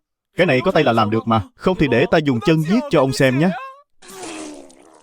Phu tử, phu tử, phu tử, Phu tử.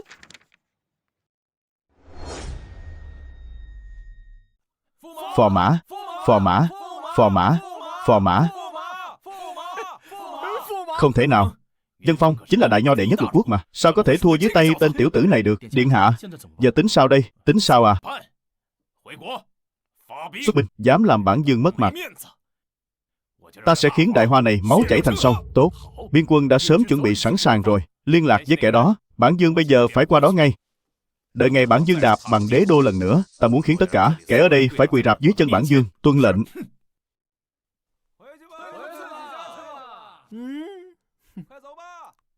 Phò mã, phò mã, phò mã, phò mã. Bệ hạ, may mắn không làm nhục mệnh. Tốt, tốt lắm. Phò mã quả nhiên là bậc đại tài. Đại hoa ta có được tài tử như Khanh, đúng là phúc phận của đại hoa. Phò mã đại tài, thật không ngờ tới. Phò mã lại có thể thắng liên tiếp 2 trận tại Vấn Đạo Đài, dương oai cho đại hoa ta, thực sự là công lao to lớn. Đúng vậy, phò mã văn võ song toàn, chỉ dùng một chiêu đã đánh bại thượng tướng quân Trần Duệ kia. Ngay cả đại nho văn đạo cũng bị phò mã áp chế. Tích tiên chuyển thế cũng chỉ đến thế mà thôi.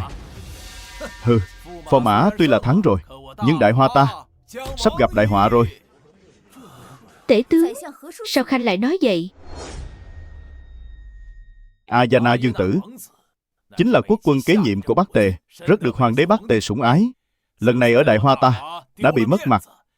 Sau khi quay về, chắc chắn sẽ huy động Bắc Tề, giấy binh gây chiến lần nữa.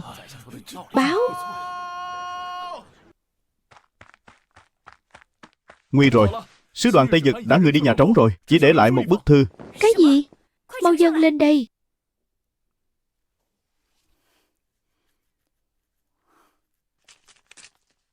Chuyến đi đại hoa này, bản vương rất không vui. Khi gặp lại lần nữa sẽ là ngày đại hoa diệt vong. Biên quân đã không còn sức tái chiến nữa. Chuyện này biết làm sao cho tốt đây. Đúng vậy, tiền bồi thường cũng đã lấy rồi, tại sao còn muốn gây chiến nữa? Phò mã thắng tuyệt đối ở Vấn Đạo Đài, chắc chắn sẽ dẫn đến kết cục này. Chuyện quốc gia đại sự đâu có đơn giản như vậy. Này lão già, ông đang cà khịa ai đấy? Ông là ta rõ ràng đã thắng. Mà lại là sai à? Nếu không phải tại ngươi, công chúa đã được gả đi, hai nước hòa thân, ít nhất trong vài chục năm tới. sẽ không còn nỗi lo binh đao. Còn bây giờ, Đại Hoa chắc chắn sẽ sinh linh đồ thán, máu chảy thành sông. Còn ngươi chính là kẻ đầu sỏ gây ra mọi tội lỗi này. Lần đầu tiên ta thấy cái loại đem sự hèn nhát, nhu nhược mà nói ra nghe đạo mạo, đường hoàng như ông đấy. Chỉ giỏi khua môi múa mép. Bệ hạ, việc cấp bách trước mắt chỉ có cách phái sứ giả mang lễ vật đến xin lỗi, dập tắt cơn giận của Bắc Tề thì mới xong chuyện à. Bồi thường. Lần bồi khoản trước đã vét sạch quốc khố rồi. Giờ lấy đâu ra tiền mà bồi thường nữa? Bệ hạ, lễ vật mà lão thần nói không phải là tiền tài hay lương thảo, mà là thắng. Mọi chuyện đều do phò mã mà ra. Chỉ có cách trói phò mã lại, giải sang Bắc Tề tạ tội, thì mới còn đường xoay chuyển. Bằng không đại quân Bắc Tề Nam Hạ sẽ sang phẳng kinh thành đấy. Đúng đấy ạ. Đại quân Bắc Tề mà kéo đến, ai mà cản nổi. Việc cấp bách bây giờ là phải dập tắt cơn giận của Bắc Tề trước đã. Thần thấy, hay là để phò mã sang Bắc Tề đeo gông chịu tội đi. Trận này không đánh được đâu à.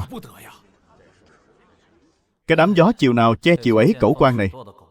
Vừa nãy còn khen ông đây công lao to lớn, giờ lại muốn đẩy ông đi chịu tội. Trẫm không đồng ý. Phò mã vừa làm rạng danh đất nước, là công thần. Trẫm sao có thể để phò mã đi nộp mạng? Thế chẳng phải là làm nguội lạnh lòng dân của Đại Hoa hay sao? Bệ hạ, giờ không phải lúc nói chuyện lòng dân nữa rồi. Đại Hoa ta vốn thiếu quặng sắt, binh khí giáp trụ cho tướng sĩ còn trang bị không đủ. Nay biên quan vừa bại trận, nếu lúc này khai chiến, Đại Hoa ta hoàn toàn không có cửa thắng. Nhưng mà Lâm Động, Khanh thấy thế nào? Ta thấy thế nào á? Bệ hạ, việc đại sự quốc gia không cần hỏi ý kiến phò mã đâu nhỉ? Phải đấy bệ hạ. Chuyện liên quan đến xã Tắc Giang Sơn, thần thấy phò mã nên tranh thủ lúc Bắc Tề chưa xuất binh mà đi nhanh đi. Đúng vậy, đợi đại quân Bắc Tề đến nơi thì mọi sự đã muộn rồi. Theo ta ấy mà, chẳng phải chỉ là cái đại quân Bắc Tề thôi sao? Đánh sang đó là xong chuyện, sợ cái quái gì? Đánh bật lại, thằng ranh con miệng còn hôi sữa, biết cái gì? Việc quân quốc đại sự há phải trò đùa. Hơn nữa, cũng phải đánh thắng được mới nói chứ. Bắc Tề mạnh lắm à. Ý của ông là Đại Hoa chúng ta không đánh lại bọn họ sao? Quân lực Bắc Tề mạnh thế nào cả thế giới đều biết, không cần bản tướng phải nói nhiều. Kỵ binh Đại Hoa ta thiếu thốn binh khí, vẫn còn đang dùng đồ đồng nát, trong khi Bắc Tề binh hùng tướng mạnh, lại còn có 5.000 quân tinh nhuệ mặc giáp sắt. Kẻ địch dùng sắt, các người dùng đồng, hèn gì mà chẳng thua. Vốn tưởng mua ít đao kiếm là xong, giờ xem ra phải buff thêm công nghệ rồi. Thực ra, muốn đánh thắng cũng chẳng khó đâu. Đánh thắng, sao mà thắng nổi chứ? Phò mã, ngài cứ sang Bắc Tề chịu tội đi cho xong, phải đấy. Nếu mà thắng được, thì trận chiến biên cảnh 3 tháng trước đã chẳng thê thảm đến thế.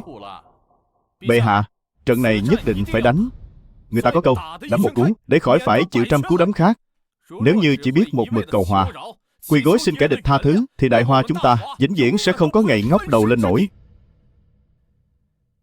Đấm một cú để khỏi phải chịu trăm cú đấm khác. Đương nhiên, tôn nghiêm chỉ nằm trên lưỡi kiếm. Chân lý chỉ thuộc về tầm bắn của Đại Bác. Nếu nắm đấm mà mềm oặt, thì có xin lỗi nào đi nữa cũng vĩnh viễn là kẻ thất bại mà thôi. Nói thì hay lắm, nhưng nếu trận này mà thua, Đại Hoa ta dân chúng sẽ lầm than, thậm chí còn có họa mất nước đấy. Hừ, ông bảo đánh không lại, đấy là mồm ông nói thôi. Nếu ta bảo trận này tất thắng thì sao? Ngông cuồng.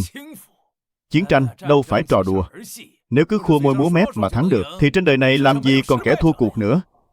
Ngươi có kế sách gì để giành chiến thắng không? Bệ hạ, ta có một món thần khí, chỉ cần cử động ngón tay là có thể từ cách xa ngàn dặm lấy đầu tướng địch dễ như chơi. Ta còn một món nữa, cách xa trăm dặm thiêu rụi cả tòa thành, trong nháy mắt khiến vạn người quy phục. Chỉ cần thứ này xuất hiện trên chiến trường, thì đại quân Bắc Tề cũng chỉ là kiến cỏ. Cách ngàn dặm lấy đầu tướng địch, cách trăm dặm khiến vạn người quy phục. Thế gian làm gì có thần vật như thế? Chiến tranh hiện đại, đánh nhau còn chẳng thấy mặt người. Đem về thời cổ đại này thì cách thức đó chẳng khác gì thần thoại truyền thuyết cả. Đúng là chuyện nực cười nhất thiên hạ. Nếu trên đời thực sự có thứ đó, thì chẳng phải đã sớm vô địch thiên hạ, thống nhất lục quốc rồi sao? Lão Phu, sao chưa từng nghe nói đến vật này bao giờ hả? Ông đương nhiên là không biết rồi. Vì bảo bối này đến từ quê hương của ta, tất nhiên vì Đại Hoa, ta có thể mang chúng tới đây. Bệ hạ, kẻ này ăn nói hàm hồ, tuyệt đối không thể tin. Thế gian này căn bản không thể có thứ như vậy được. Quả thực là khoác lác đến cực điểm. Đúng đấy bệ hạ, những lời phò mã nói thực sự quá kinh thế hải tục, nghe không giống thật chút nào. Xem ra các người chẳng biết gì về hòa bình hạt nhân, một chút kiến thức cũng không có.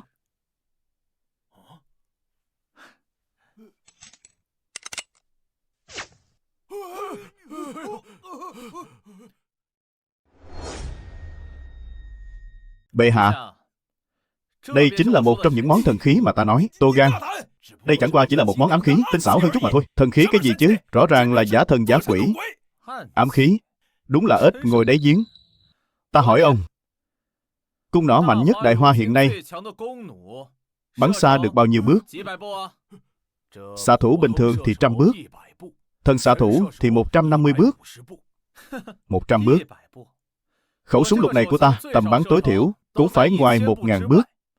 Nếu kẻ địch mặc giáp, trong vòng 300 bước vẫn bắn xuyên. Tầm bắn ngoài 1000 bước, giáp sắt cũng bị bắn thủng. Đương nhiên rồi. Bệ hạ, đây mới chỉ là món thần khí yếu nhất trong số đó thôi. Binh khí lợi hại như vậy mà chỉ là loại tệ nhất sao? Hãy tưởng tượng xem, nếu binh lính Đại Hoa chúng ta, trong tay mỗi người đều có một món thần khí như thế này, thì từ cách xa ngàn dặm, kẻ địch đã chết không toàn thây rồi. Đại quân Bắc Tề có gì đáng nhắc tới chứ? Tốt lắm. Nếu thật sự có thần vật như vậy, Đại Hoa ta sẽ không còn sợ Bắc Tề chèn ép nữa. Lâm Động, ngươi cần bao lâu mới có thể mang món thần khí này về? Bệ hạ, cho thần 3 ngày. Thần nhất định sẽ giúp Đại Hoa lập công vạn thế. Vậy trẫm cho ngươi 3 ngày. Tuyên, phò mã Đại Hoa Lâm Động, vì nước vì dân, công lao to lớn, thưởng vạn lượng vàng, phong vạn hộ hầu. Bệ hạ, quốc khố trống rỗng. Đừng nói là vạn lượng vàng, đến vạn lượng bạc cũng không lấy ra được đâu ạ. Không sao, vậy ban cho phò mã một tấm kim bài, cho phép hắn tùy ý ra vào hoàng cung, tùy ý chọn vật hắn muốn. Cho dù là muốn hòn giả sơn trong Ngự Hoa Viên này, cũng cho hắn mang đi. Bệ hạ, thần nhất định không phụ sự ủy thác.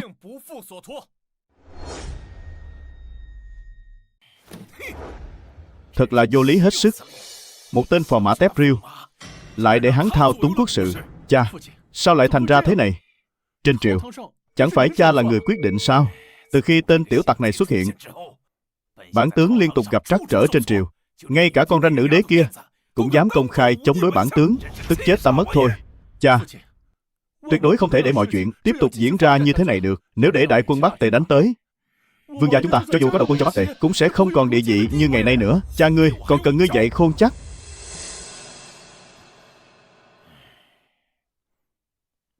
Ghé tai qua đây.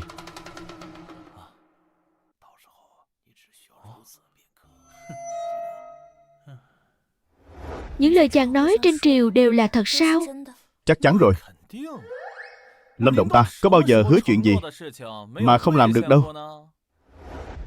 Đại ân của Lâm công tử, Đình ca không biết lấy gì báo đáp ấy. Công chúa, không cần phải đa lễ như vậy. Ta ấy mà, chỉ là tùy cơ ứng biến thôi. Nàng đừng làm thế. Ngồi xuống đi. Chàng có điều không biết, năm xưa cũng chính lúc phụ hoàng thân chinh ra trận đã bị Bắc Tề.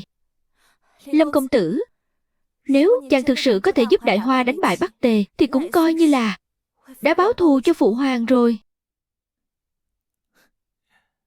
Nếu ta đã làm được thì, công chúa, nàng định báo đáp ta thế nào đây?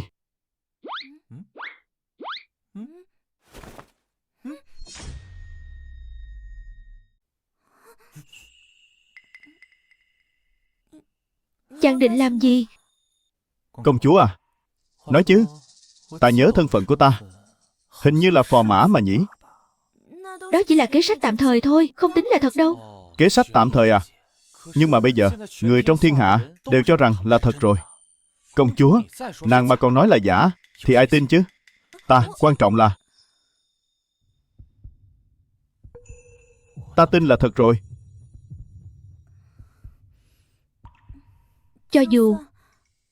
Cho dù là vậy, nhưng chúng ta vẫn chưa thành thân mà. Không được đâu. Không được cái gì mà không được? Sao lại không được? Đừng mà, chỗ ngã ba khu vé không được. Ta chỉ sờ tí thôi mà. Nước ra rồi đây nè. Nguy rồi, nguy rồi. Đang lúc gây cấn thế này, kẻ nào dám chọn giờ này mà phá đám chuyện tốt của ông thế hả? Mau ra xem có chuyện gì đi. Vào đi. Nguy to rồi công chúa. Phò mã. Đám học sĩ ở quốc tử giám Đột nhiên bao vây phủ công chúa. nói là muốn giết phò mã để tế cờ. Quốc tử giám. Quốc tử giám? Đó không phải là chỗ để học hành sao? Hóa ra một đám mọt sách chạy đến phủ công chúa chỉ để đòi giết ta à? Cấm quân đâu? Đây là phủ công chúa mà. Sao lại để cho bao nhiêu người vây kín cổng như thế? Cấm quân không biết tại sao. Đột nhiên biến mất hết rồi ạ. Rõ ràng lúc nãy vẫn còn đang canh gác mà. Có thể điều động cấm quân. Lại là tể tướng. Lão già đó lại giở trò rồi. Chàng không được đi. Bây giờ cấm quân đều không còn ở đây. Nguy hiểm lắm.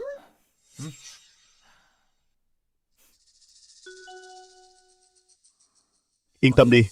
Trên thế giới này bây giờ vẫn chưa có kẻ nào giết được ta đâu. Vậy ta đi cùng chàng. Cứ yên tâm đi mà. Ta quay lại rồi mình tiếp tục. Chuyện đó nhé. Đã lúc nào rồi mà chàng còn nghĩ đến chuyện đó? Vậy ta đi đây. Hôn ta một cái nào.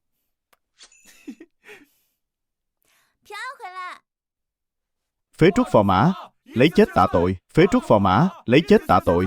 Phế truất phò mã. Cung nghênh phò mã đại nhân giá lâm. Hắn chính là phò mã. Phế truất phò mã. Lấy chết tạ tội. Được rồi, đừng gào nữa. Ban ngày ban mặt mà ồn ào cái gì thế? Hàng xóm láng giềng người ta còn phải đi làm nữa chứ. Ta mà là ngươi thì đã sớm tự sát tạ tội rồi. Sao ngươi còn mặt mũi nào mà sống hả? Ta tự sát tạ tội á? Ông đây đang sống sướng lắm nhé. Vì quá gì ta phải tự sát chứ? Ngược lại là mấy người, mấy phế vật các người chui từ đâu ra thế? Đang cắn càng ở đây hả? Ngươi dám gọi bọn ta là phế vật, to gan. Bọn ta là tú tài của quốc tử giám đấy. Ngươi lại dám mắng bọn ta. Mấy tên tú tài quèn dám đến phủ công chúa gây sự. Gan các người to thật đấy. Những việc ngươi làm đã đồn khắp Đại Hoa rồi. Muốn làm phò mã á? Ta không đồng ý. Toàn bộ thế tử của Đại Hoa đều sẽ không đồng ý. Đúng, không đồng ý. Không đồng ý. Ngươi là cái thá gì? Đến Vương công tử mà cũng không biết sao. Huynh ấy chính là con trai của tể tướng đương triều Vương Đằng. Vương công tử, thất kính. Hóa ra là con trai của lão phế vật kia à? Ngươi chán sống rồi. Ngươi dám mắng cha ta. Ta mắng cha ngươi thì sao nào? Khi quân địch đang ở nước Đại Hoa ta leo lên đầu lên cổ mày á, thì cha ngươi đang làm cái gì? Cha ngươi chỉ chăm chăm muốn tống cổ công chúa đi thôi. Khi quân địch lập ra vấn đạo đài thì cha ngươi lại đang làm cái gì? Cha ngươi đang làm con rùa rụt đầu đấy. Thế không phải là phế vật thì là gì? Ngươi thì hiểu cái đết gì?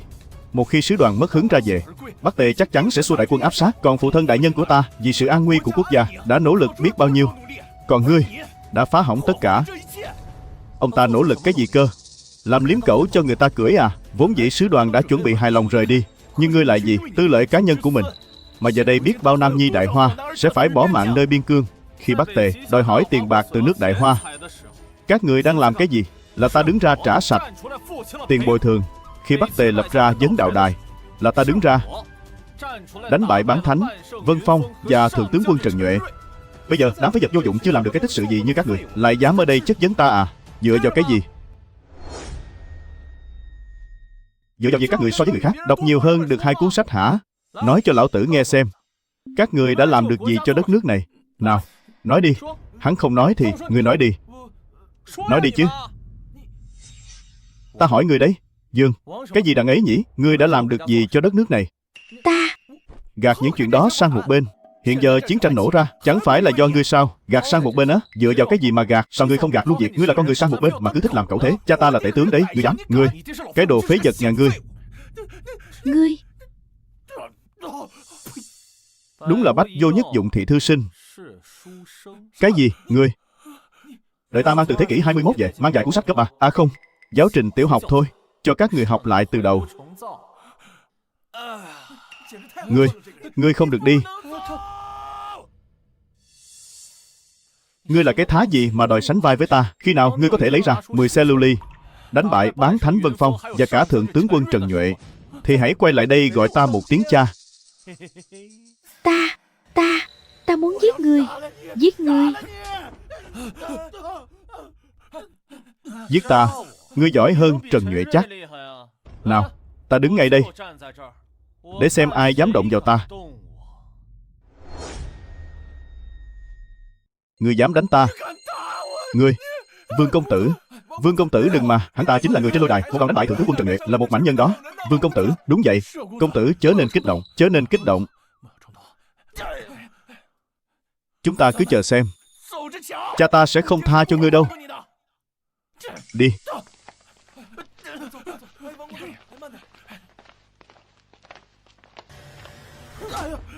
Con dẫn người của quốc tử giám đến gây sức ép cho nữ đế. Con cứ thế mà cụp đuôi, bị đánh chạy về đây sao? Con làm cho bản tướng, con mặt mũi nào mà nhìn ai nữa? Cha, con nói không lại hắn mà. Ta biết ngay là không trông cậy gì được vào con. Cha, vậy giờ phải làm sao? Còn làm sao nữa? Hôm nay Lâm Động sẽ rời đi. Đi một mạch 3 ngày. Đợi hắn đi rồi, mọi chuyện sẽ dễ giải quyết thôi. Con hiểu rồi. Con hiểu rồi. Con hiểu cái rắm ấy. Cho người theo dõi phủ công chúa. Lâm Động vừa đi là lập tức vào cung.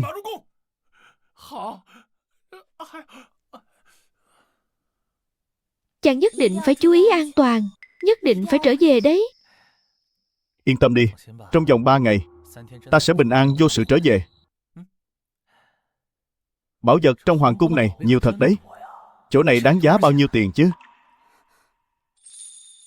Vậy chàng nhất định phải quay về. Tiếp ở nhà đợi chàng.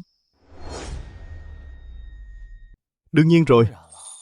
Ta làm sao nỡ rời xa công chúa chứ, đúng không? Yên tâm.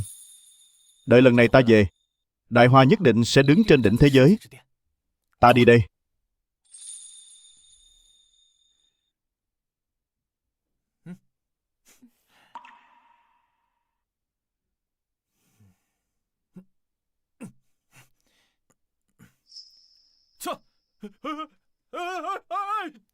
Ta tin chàng. Phò mã của ta. Bệ hạ, việc tái chiến với Bắc Tề đã truyền đi khắp thiên hạ. Dân chúng oán thán sục sôi rồi ạ. Đúng vậy, trận chiến lần này, trong nước nghị luận xôn xao. Quốc tử giám và các thư viện lớn đều đồng loạt dâng sớ cầu xin bệ hạ đình chiến. Bệ hạ, trận này không thể đánh. Đại Hoa không chịu nổi chiến tranh nữa rồi. Việc này trước đó chưa hề quyết định. Mọi chuyện hãy đợi phò mã trở về rồi hẳn bàn. Phò mã? Lời phò mã nói quả là chuyện hoang đường. Chỉ có bệ hạ mới tin lời hắn. Láo xược. Các khanh có ý gì? Các khanh định bức cung đế phỏng. Chúng thần cũng chỉ vì Đại Hoa mà thôi. Chúng thần chỉ muốn bệ hạ hiểu rõ một điều, tuyệt đối không thể tin vào những lời dối trá của tên phò mã đó. Xin bệ hạ thu hồi thánh mệnh, đưa công chúa đi hòa thân. Xin bệ hạ thu hồi thánh mệnh, đưa công chúa đi hòa thân. Các ngươi Thần, xin tự giáng. Nếu bệ hạ không ưng thuận, chúng thần sẽ quỳ mãi ở đại điện này không đứng dậy. Thần xin tự giáng. Tự giáng? Hay cho 2 chữ tự giáng? Các khanh đang muốn nướng trẫm trên lửa đấy à?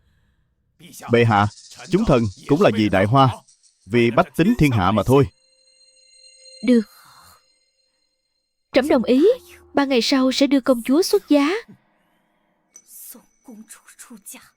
Bệ hạ thánh minh.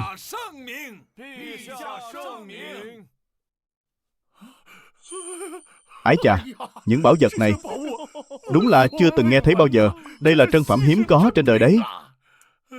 Còn cả đống linh chi, nhân sâm này nữa, đều là dược liệu có tuổi đời trên ngàn năm cả. Đắt lắm không? Đương nhiên rồi. Dược liệu 50 năm đã là trân bảo hiếm có rồi. Còn loại ngàn năm này, ta mới chỉ thấy trong sách cổ thôi, chứ chưa từng được tận mắt chứng kiến. Được rồi, vậy đống này giao hết cho ông xử lý đấy. Ta vẫn còn một xe tải nữa. Cái gì? Bảo vật cỡ này mà cậu có cả một xe á? Nhà vợ ta cũng gọi là có tí của ăn của để. Ta cứ tiện tay nhặt đại một xe, để đổi lấy ít tiền tiêu vặt ấy mà. Tiện tay nhặt một xe. Chẳng lẽ đều là phẩm chất thượng thừa thế này sao? Cũng không hẳn, có mấy món còn xịn hơn đống này nhiều. Tốt quá rồi. Cậu mau đưa ta đi xem đi. Đi, được. Lão già này hôm nay coi như được mở rộng tầm mắt rồi.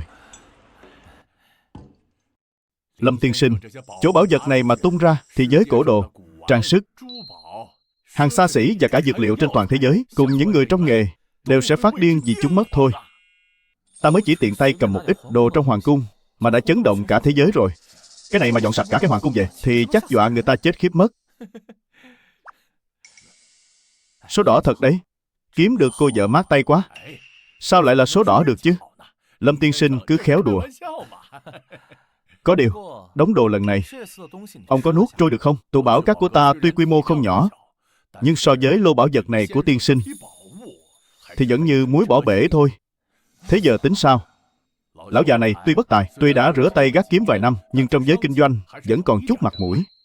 Nếu tiên sinh muốn bán gấp lô bảo vật này, chi bằng trước tiên hãy triệu tập tất cả các trùng kinh doanh của Long Quốc tụ họp về kinh đô. Đến lúc đó sẽ tổ chức một buổi đấu giá thế kỷ vô tiền khoáng hậu. Hội đấu giá. Cái này được đấy. Này, nhưng mà chỉ có một ngày. Có kịp không đấy? Một ngày. Nếu đợi thêm một tuần nữa, đợi nhiều người đến hơn, có lẽ sẽ bán được giá cao hơn. Không sao, ta không thiếu chút tiền lẻ đó. Chút tiền lẻ là chênh lệch cả mấy chục tỷ đấy ạ. Rốt cuộc là thiếu gia của gia tộc Ẩn thế nào đây? Với những bảo vật này của Lâm tiên sinh có thể tham gia hội đấu giá long trọng này là vinh hạnh của ta. Lão hủ nhất định sẽ dốc hết toàn lực. Uy tín của tụ bảo các này đương nhiên là ta tin tưởng rồi. Vậy xin đa tạ tiền lão tiên sinh ở đây trước.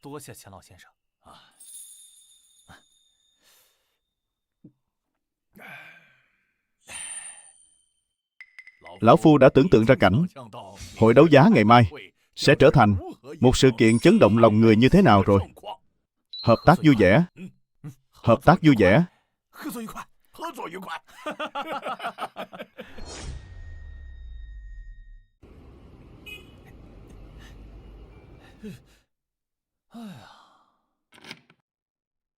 Đây chính là chỗ mà tiền đại phú nói nhỉ?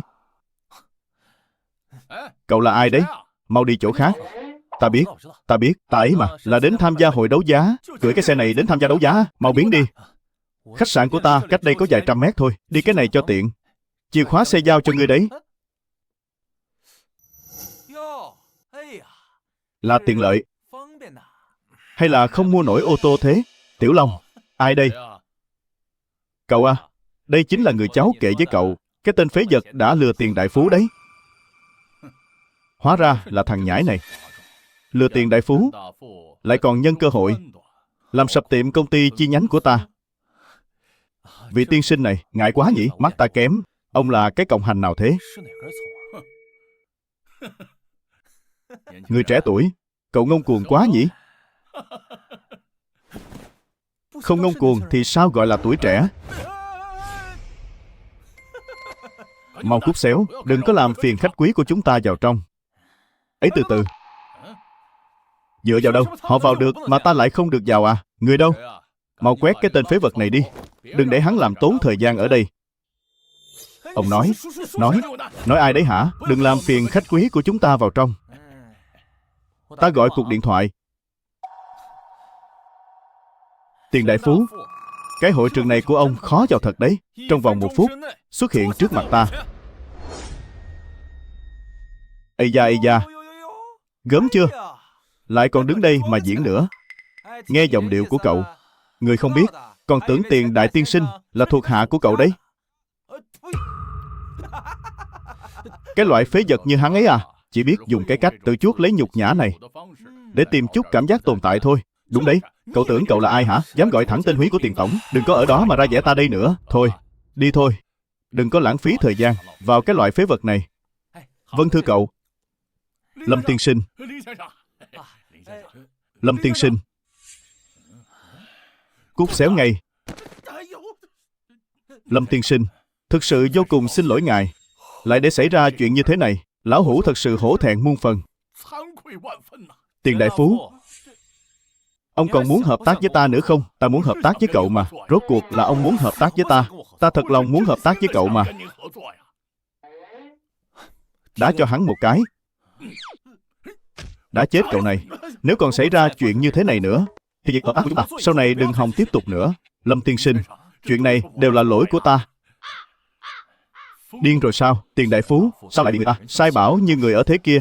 Không phải bảo hắn là kẻ lừa đảo sao? Kẻ lừa đảo mà làm được thế này à? Này, nói cậu đấy. Giờ ta đã có tư cách vào trong chưa? Xin lỗi, là ta có mắt không thấy Thái Sơn, dám gây ra chuyện tày đình thế này cho ta. Tiền tổng, nếu xin lỗi mà có tác dụng thì cần cảnh sát để làm gì? Cậu bây giờ cút xéo cho ta. Cậu bị sa thải rồi. Lâm tiên sinh, ngài xem xử lý như vậy đã hài lòng chưa ạ? Rất tốt. Lâm tiên sinh, mời vào trong. Mọi người cơ bản đã đến đông đủ rồi, có thể bắt đầu bất cứ lúc nào.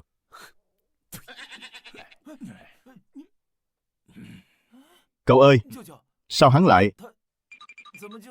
Không sao, thằng nhãi này, hiện giờ có tiền đại phú chống lưng. Giờ chưa phải lúc trở mặt với hắn. Giờ nãy hắn có phải là hơi ngông cuồng quá không? Tiểu Long, cậu có tin nội bộ đứng sau buổi đấu giá lần này là một đại gia thực thụ đang xả hàng. Chỉ cần chúng ta thâu tóm được đống hàng này thì sau này ấy à, tiền đại phú cũng phải nể nang ta vài phần. Tập đoàn Chu Thị sẽ nắm 3 phần thiên hạ. Được, vậy lo vụ đấu giá trước đã. Đợi đấu giá xong sẽ xử lý cái tên phế vật này sau. Đi thôi, vào thôi. Chu Thị trỗi dậy hay không là nhờ hôm nay. Thưa quý vị, tài liệu đặt trên bàn chính là danh sách vật phẩm cụ thể của buổi đấu giá lần này. Mọi người có thể xem qua trước.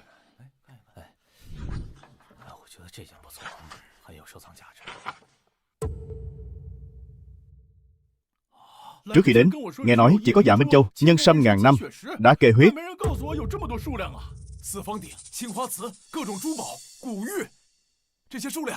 E rằng kho dự trữ của các công ty trang sức lớn cũng không nhiều đến thế. Những thứ này đủ để gây chấn động giới cổ ngoạn, thậm chí cả giới y dược. Nếu chúng ta thâu tóm được đống này, tập đoàn Chu Thị chắc chắn sẽ như rồng bay 9 tầng trời. Nhiều châu báu thế này, cho dù là tụ bảo cát cũng không thể nào lấy ra được đâu nhỉ. Không biết là gia tộc ẩn thế nào đã ra tay đây. Đúng là đảo lộn thế giới. Hào phóng, quá hào phóng rồi. Thưa quý vị, về những món đồ này ấy mà, có cái quái gì mà xem chứ. Mau đấu giá lẹ lên đi, ta đang vội đây. Liên quan cái lông gì đến ngươi hả? Chủ nhân của lô hàng này là cá mập chúa thực thụ của Long Quốc đấy. Là một món ngươi cũng không mua nổi đâu. Nếu ta bảo là có liên quan đến ta thì sao nào? Phiên đấu giá lần này là vô tiền khoáng hậu. Món nào cũng là chí bảo. Chỉ có những đại gia thực thụ mới có đủ bản lĩnh trên về. Anh á, không có cửa đâu. Để ta xem thực lực của ngươi đến đâu. Mấy thứ này đều là đồ mà Lâm tiên sinh coi như rác rưởi bỏ đi thôi. Đại gia ngầm hàng thật giá thật đúng là kính tiếng quá. Vậy bây giờ phiên đấu giá chính thức bắt đầu. Vật phẩm đấu giá đầu tiên là một cây nhân sâm ngàn năm. Trời ơi, là nhân sâm ngàn năm hàng thật kìa. Cái thời đại này, sâm 50 năm đã hiếm như lá mùa thu rồi. Loại trăm năm cũng chỉ thấy qua vài ba lần. Cây ngàn năm này giá trị liên thành chứ đùa à. Ai cũng biết, nhân sâm có tuổi đời lâu nhất hiện nay cũng chỉ tầm 200 năm đổ lại. Còn sâm ngàn năm chỉ có trong sách cổ mới ghi chép lại. Trên thế giới này chắc chỉ có duy nhất cây này thôi. Giá khởi điểm cho nhân sâm ngàn năm 200 triệu. 350 triệu, ta trả 1 tỷ.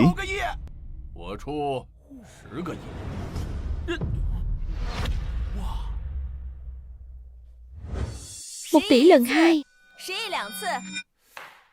Thành giao. Ái chà, Chu tổng chịu chơi quá nha. Ha ha ha. Thực không dám giấu các vị, ta đã đem toàn bộ tài sản công ty đi thế chấp hết rồi. Hiện đang nắm trong tay hàng chục tỷ tiền mặt. Tất cả dược liệu trong phiên đấu giá hôm nay và cả các loại trân bảo khác nữa, tập đoàn Chu Thị ta bao trọn gói. Chúc mừng tập đoàn Chu Thị đấu giá thành công hà thủ ô ngàn năm. Cái tập đoàn Chu Thị này hiện tại đã thâu tóm hơn 10 loại dược liệu quý hiếm rồi. Một khi chế biến thành thành phẩm, Dược phẩm Chu thị sẽ một tay che trời, không ai cản nổi. Đám gà đất chó sành này, hắn mua càng nhiều thì thua càng thảm hại. Nhưng nếu mang đống dược liệu này về, gia công đóng gói lại, thậm chí có thể bán lại gấp đôi đấy ạ. Vẫn có khối kẻ lao vào như thiêu thân thôi. Lão tiền à, vật dĩ hi di quý, cái gì hiếm thì mới quý. Tại sao thứ này lại đáng giá như vậy? Chính là vì nó hiếm. Nhưng nếu ta nói với ông, nếu nó không còn hiếm nữa thì sao? Nhưng đây đều là dược liệu tuyệt phẩm. Sao mà không hiếm cho được?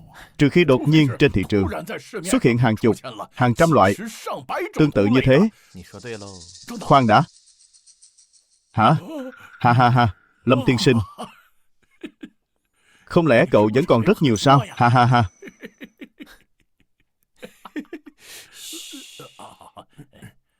Mấy thứ này ở đây thì hiếm, chứ ở trong hoàng cung người ta đựng bằng bao tải đấy. Ha ha ha. Thật không thể tưởng tượng nổi. Khó tin quá đi mất.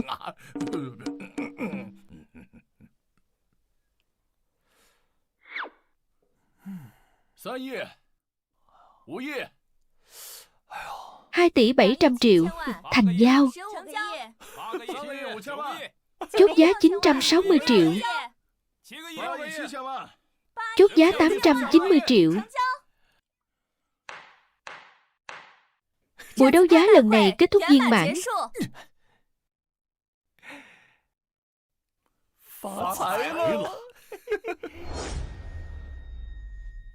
Sau buổi đấu giá này ấy à, tập đoàn Chu thị nha, chắc chắn sẽ là tập đoàn dược phẩm đứng đầu Long Quốc rồi. Cũng phải cảm ơn các vị đã nể mặt Chu mỗ, không tranh giành với Chu mỗ. Ây da, ai mà tranh lại Chu tổng chứ?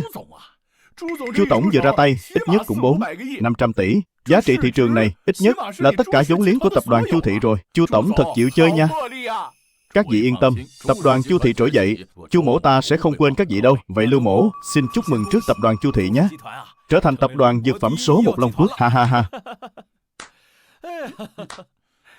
Sao tiền còn chưa kiếm được mà các người đã bắt đầu ăn mừng rồi? Tiểu tử, ta nhịn cậu hơi lâu rồi đấy. Chu văn ta tung hoành thương trường bao năm nay, chẳng lẽ lại thua cái tên bắt mũi chưa sạch như cậu sao? Vừa nãy ở cửa sau không dám ho he gì, giờ lại bắt đầu mạnh miệng rồi hả? Trước đó là do tiền lão bảo vệ cậu. Giờ chúng ta đã đấu giá được nhiều dược liệu tuyệt phẩm, sắp trở thành doanh nghiệp dược đứng đầu Long Quốc rồi. Cho dù là tập đoàn Tiền thị cũng không bảo kê nổi cậu đâu. Ai nói với các người là lão hủ bảo vệ Lâm tiên sinh?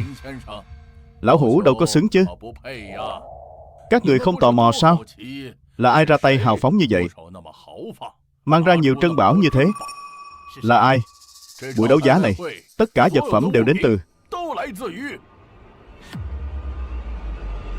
Lâm tiên sinh.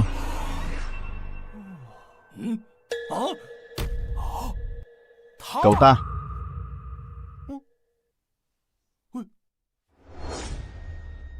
Ha ha ha, là cậu ta sao? Sao có thể chứ? Doanh thu của buổi đấu giá này lên đến hàng ngàn tỷ. Sao có thể là cậu ta được? Sao lại không thể là Lâm tiên sinh? Chuyện này lão hủ hà tất phải nói dối. Cậu ta rốt cuộc là ai mà trẻ tuổi như vậy lại có thể nắm giữ nhiều tài nguyên đến thế? Đúng đấy. Phải đó, chỉ trong một buổi đấu giá ngắn ngủi, thân giá cậu ta đã lên hàng ngàn tỷ, lại còn là tiền mặt. Cái Long Quốc này chắc không ai nhiều tiền hơn cậu ta đâu nhỉ? Ha ha ha. Nói thật nhé, nhìn ông cầm đồ của ta rồi lấy đó làm tự hào, còn đứng trước mặt ta khoe khoang. Ta chỉ muốn cười vào mặt ông thôi. Cậu là của cậu thì đã sao? Giờ chẳng phải đều là của ta rồi à? Chu văn ta tung hoành thương trường bao năm nay, chẳng lẽ lại thua một thằng nhãi ranh như cậu hay sao? Đúng đấy. Ha ha, giờ giao dịch đã thành công rồi. Cho dù vốn dĩ là của cậu, chỉ cần dược liệu của chúng ta được tung ra thị trường, người cười cuối cùng chẳng phải vẫn là ta sao?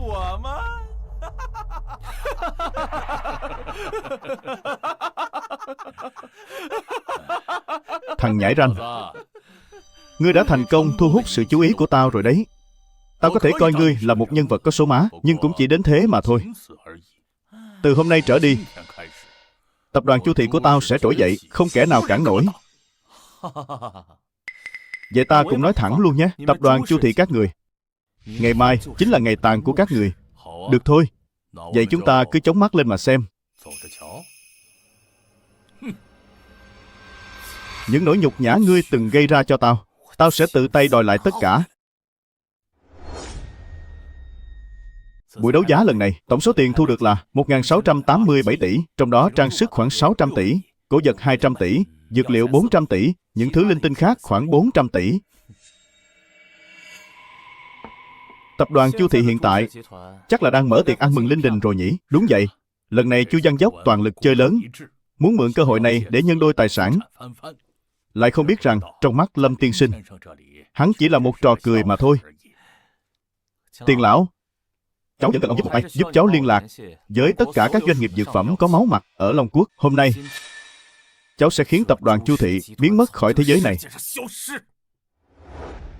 Cậu à, chỉ cần lô thuốc này tung ra thị trường, người giàu trên toàn thế giới sẽ lao vào tranh cướp điên cuồng. Cho dù là mấy bé cưng nghèo rớt mồng tơi, có bán nhà bán cửa cũng phải mua cho bằng được. Chúng ta phát tài to rồi.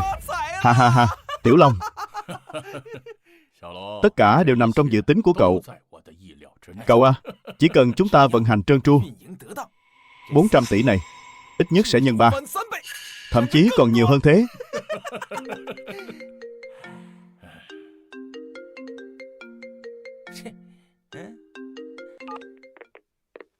Lâm Động, sao ngươi còn vắt mặt gọi điện cho tao thế hả?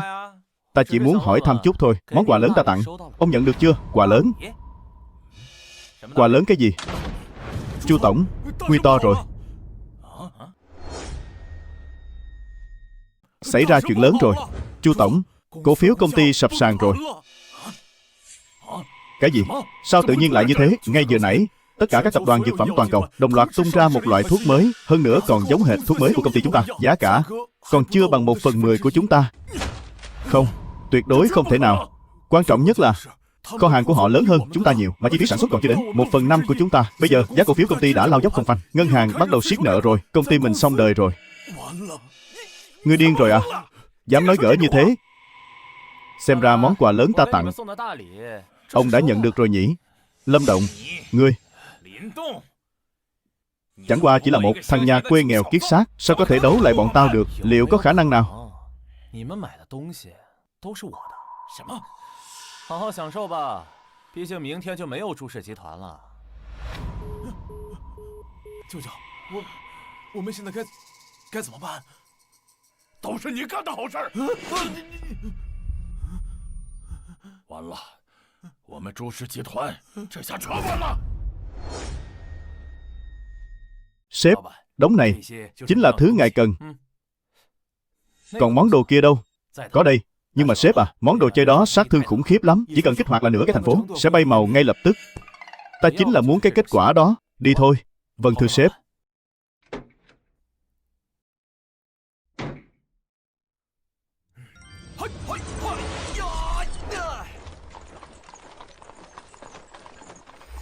Chẳng phải bảo là xong rồi sao? Muội không đi đâu. Trẫm đã cố gắng hết sức rồi. Bác quan văn võ cả triều đều đang ép bức chúng ta, trẫm cũng lực bất tòng tâm, không bảo vệ được muội. Tỷ là hoàng đế mà, sao có thể không có cách nào chứ? Hoàng đế thì có ích gì? Trên cái triều đình này, lời nói của trẫm có được mấy phần trọng lượng đâu. Tỷ tỷ, không thể đợi chàng ấy thêm chút nữa sao? Chàng ấy nhất định có thể giải quyết được nguy cơ từ Bắc Tề. Hắn không về được nữa đâu. Cho dù trẫm có tin tưởng hắn đến đâu, nhưng như lời hắn nói, trong nháy mắt hủy diệt cả trăm dặm, chuyện đó chỉ có thần tiên trong truyền thuyết mới làm được thôi. Hắn chỉ là một kẻ phàm trần, làm sao có bản lĩnh đó. Nhưng muội tin, Đình ca, có lẽ đây chính là số mệnh của chúng ta. Sinh ra nơi đế dương gia, thân bất do kỷ, trẫm cũng vậy thôi.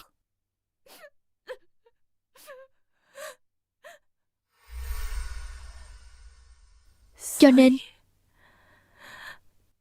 số phận của muội vẫn phải như vậy sao?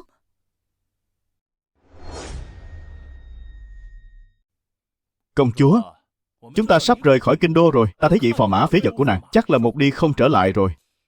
Chàng ấy sẽ quay về. Công chúa, chuyện hòa thân đã là ván đóng thuyền, nàng cứ an phận chấp nhận số mệnh đi. Muội muội tốt của ta. Hảo muội muội. Sau khi công chúa gả đi xa, ta sẽ đường đường chính chính tiến vào hoàng cung, trở thành đế phu.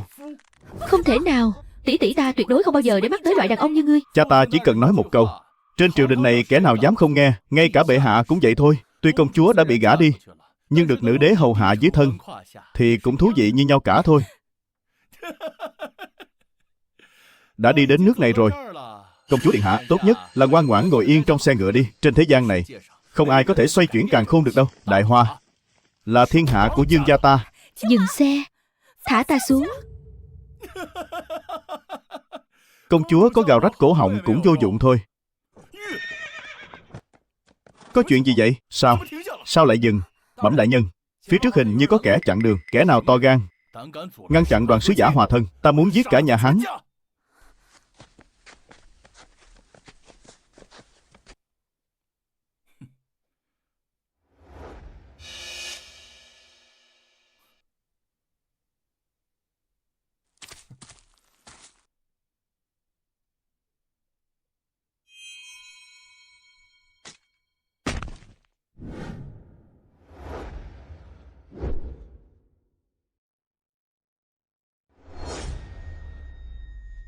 Kẻ nào to gan dám?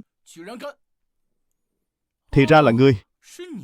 Ngươi còn dám vác mặt quay lại sao? Vương Đàn, ngươi và cha ngươi đúng là hai tên vô lại. Dạo này gan to bằng trời nhỉ. Dám động đến người phụ nữ của ta, người phụ nữ của ngươi. Ngươi không thực sự nghĩ rằng mình sẽ được làm phò mã Đại Hoa đấy chứ? Xem ra trong lúc ta vắng mặt, các người đã làm đủ chuyện tán tận lương tâm. Đừng có ảo tưởng sức mạnh nữa. Cha ta Đường Đường là tể tướng đương triều. Ngươi có thể gây chút phiền phức cho bọn ta là do bọn ta nể mặt nữ đế mà thôi. Còn về phần ngươi, nghe ý của ngươi là ở đây ta chẳng có chút số má nào sao? Thể diện là dựa vào quyền lực, chứ không phải cái mồm mép tép nhảy. Thể diện à? Có khi nào nó đến từ nắm đấm không? Ta thấy ngươi vẫn chưa hiểu rõ tình hình đâu. Ta phụng mệnh hộ tống công chúa xuất giá sang Bắc Tề. Đây đều là cấm quân kinh đô tinh nhuệ. Ngươi tưởng dựa vào chút ám khí đánh bại được Trần Nhuệ thì thực sự cho rằng mình có thể cân cả thiên binh vạn mã sao? Đều là quân nhân Đại Hoa cả. Vốn dĩ ta không muốn sát sinh, nhưng nghĩ mãi mà không thông. Tại sao ngươi cứ thích đi tìm chết, lại còn lôi theo những tướng sĩ vô tội này nữa? Cuồng vọng. Đã dám quay lại thì để cái mạng lại đây đi. Hộ vệ đội nghe lệnh. Kẻ này to gan chặn xe rước dâu, tội không thể tha. Hôm nay cho ngươi mở rộng tầm mắt. Thế nào mới là thực lực chân chính? Xông lên. Rốt cuộc đến bao giờ các người mới chịu hiểu ra thực lực chân chính không phải là có ông cha làm to, mà là giết.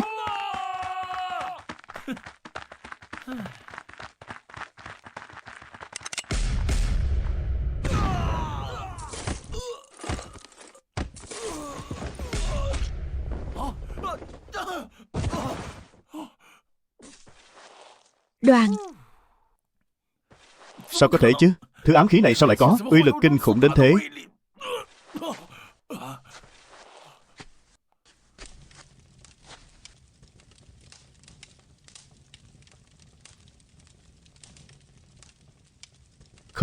Không thể nào.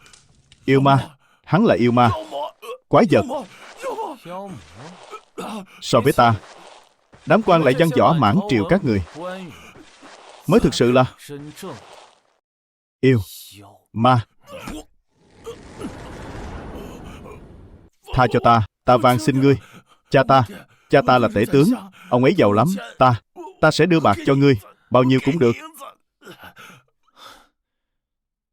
Tiền à? Ta đưa ngươi 10 vạn lượng. 1 triệu lượng. 5 triệu lượng. Ngươi tha mạng cho ta đi mà. 5 triệu lượng. 5 triệu lượng bạc trắng. Đó là cả 1 năm tiền thuế của Đại Hoa đấy. Cái mạng chó của ngươi đáng giá 5 triệu lượng sao? Đồ ngốc. Sau khi ngươi và cha ngươi chết đi, tiền này cũng là của ta. Phải rồi. Bắc Tề. Ta hộ tống công chúa đến Bắc Tề. Nếu công chúa xảy ra chuyện gì, đại quân Bắc Tề nhất định sẽ đánh tới. Đến lúc đó Đại Hoa chắc chắn sẽ vong quốc. Cho nên các ngươi không được giết ta. Việc này không cần ngươi lo.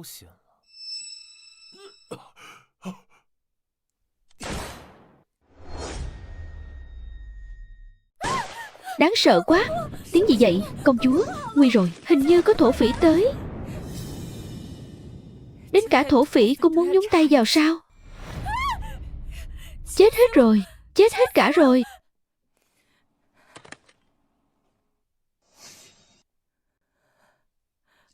Có lẽ chỉ khi ta chết đi, mọi chuyện mới kết thúc được. Tỷ tỷ, xin lỗi, muội thực sự không gượng dậy nổi nữa rồi. Này, bà xã của ta đang ở đây sao?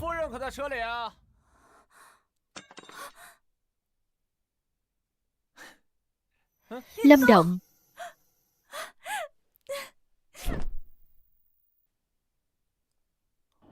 lại đây. Tại sao không báo bình an cho thiếp? Chàng có biết thiếp tưởng chàng đã chết rồi không? Chàng có biết thiếp lo lắng cho chàng thế nào không? Rốt cuộc chàng muốn làm cái gì hả? Ta biết mà, đừng khóc nữa.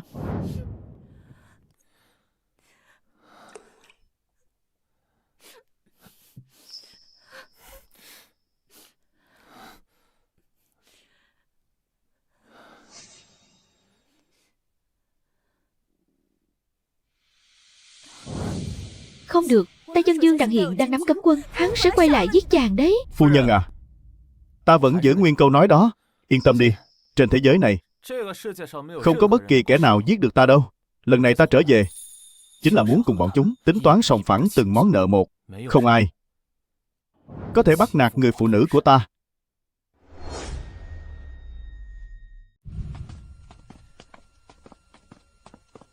Ây da, nhìn xem thế nào.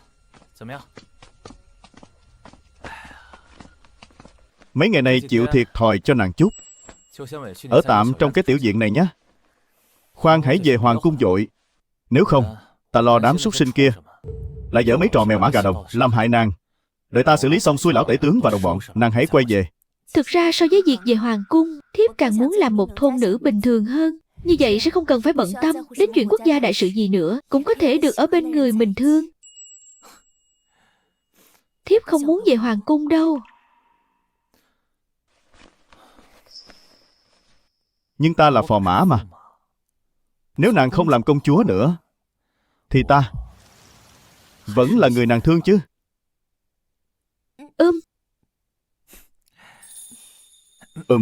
Vậy nàng có biết hai người yêu nhau khi ở bên nhau thì nên làm chuyện gì không? Đang ở ngoài sân mà.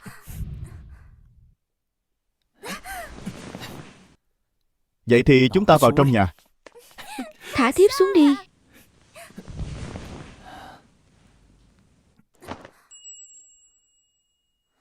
Hôm nay người thiếp không được tiện cho lắm.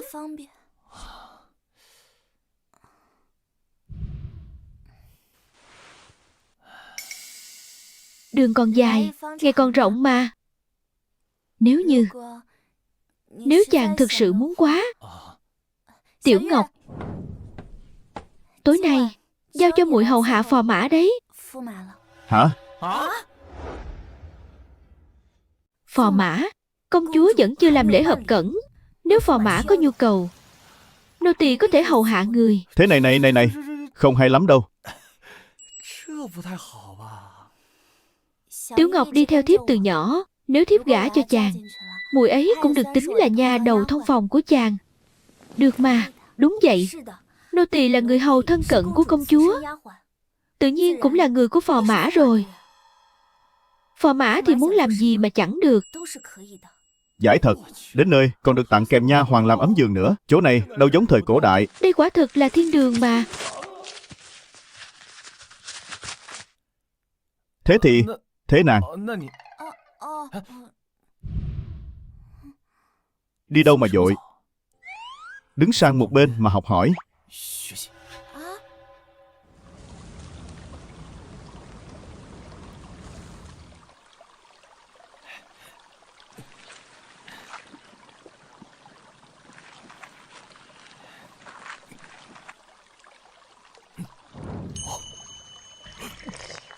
Trẫm chẳng phải đã nói rồi sao? Khi trẫm đang tắm, không cho phép bất cứ ai làm phiền. Bệ hạ, là ta đây. Cái gì? Ngươi, thế mà lại quay về rồi. Khoan đã, sao ngươi lại xuất hiện ở đây? Đây là tẩm cung của trẫm mà. Kìa bệ hạ, người quên rồi sao? Người đã ban cho ta tấm kim bài, cho phép ta tự do ra vào mọi ngóc ngách trong hoàng cung mà. Nhưng hiện tại trẫm Chuyện đó không quan trọng. Quan trọng là thần không làm nhục mệnh, đã mang về cho Đại Hoa Quốc cơ nghiệp vạn đời. Kể từ hôm nay, Đại Hoa Quốc sẽ mở ra vạn thế thái bình. Cái gì? Sao cơ? Ngươi thật sự đã mang thần vật về rồi sao? Đương nhiên. Ngươi ra ngoài đợi trẫm một lát được không? Ơ kìa, làm gì phải thế? Ta vừa mới tập gym xong, tắm chung một cái cho mát mẻ đi. Ngươi phóng túng. Đây là bồn tắm của trẫm, ngươi còn ra thể thống gì nữa? Bệ hạ, ta có nghe nói rồi. Trong lúc ta vắng mặt, công chúa đã bị ép gả đi rồi. Đình ca muội ấy giờ này chắc đã đến Bắc Tề rồi nhỉ? Trẫm không còn mặt mũi nào gặp Đình ca. Cô ấy là muội muội ruột của người đấy. Sao người có thể nhẫn tâm đối xử với cô ấy như vậy chứ? Chuyện này nào phải ý muốn của trẫm. Đình ca là người thân duy nhất của trẫm trên thế gian này. Nhưng đại quân Bắc Tề đã dàn trận sát biên giới rồi. Nếu trẫm không đồng ý, ngươi bảo đại hoa của trẫm phải làm sao? Bá tánh của trẫm biết sống thế nào? Ta mặc kệ. Bệ hạ, chẳng lẽ người quên thần có thân phận gì sao? Thần là phò mã. Giờ công chúa không còn nữa, ta còn tư cách gì để lo chuyện đại sự quốc gia này nữa? Ý ngươi là sao? Ây da, ta là gì ạ? Bệ hạ thông minh như vậy, chắc phải đoán ra rồi chứ. Tuy ta đã mang thần khí về, nhưng công chúa không còn ở đây. Ta không làm nữa, ta xin từ chức. Dù sao thì bây giờ ta cũng đâu còn là phò mã gì nữa, đúng không? Đã hết làm phò mã rồi mà. Không làm phò mã thì đã sao? Từ hôm nay trở đi, ngươi sẽ là đế phu của trẫm.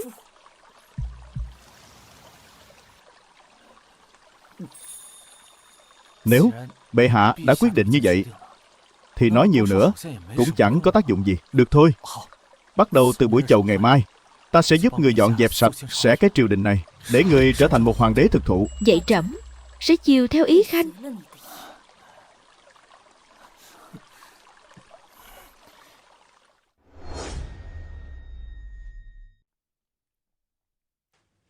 Bệ hạ, đại quân Bắc Tề đang áp sát biên giới, tình hình ngàn cân treo sợi tóc. Tuy nhiên, sứ đoàn hộ tống công chúa Hòa Thân đã lên đường.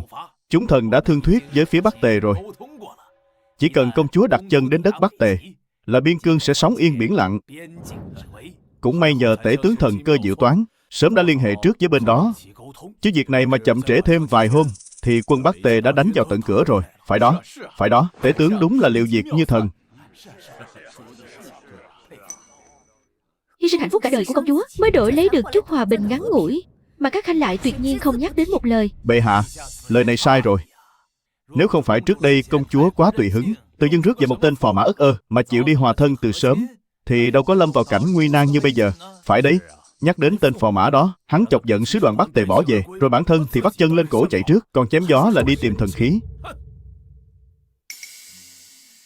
Chẳng phải hắn đi lấy thần khí sao?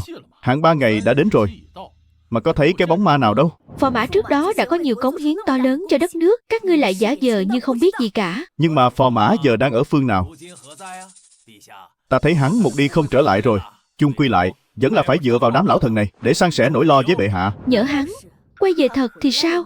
Bệ hạ, thần dám cá là hắn không đời nào dám vác mặt về nữa. Ngươi cũng đừng hy vọng hão huyền nữa. Phò mã tới.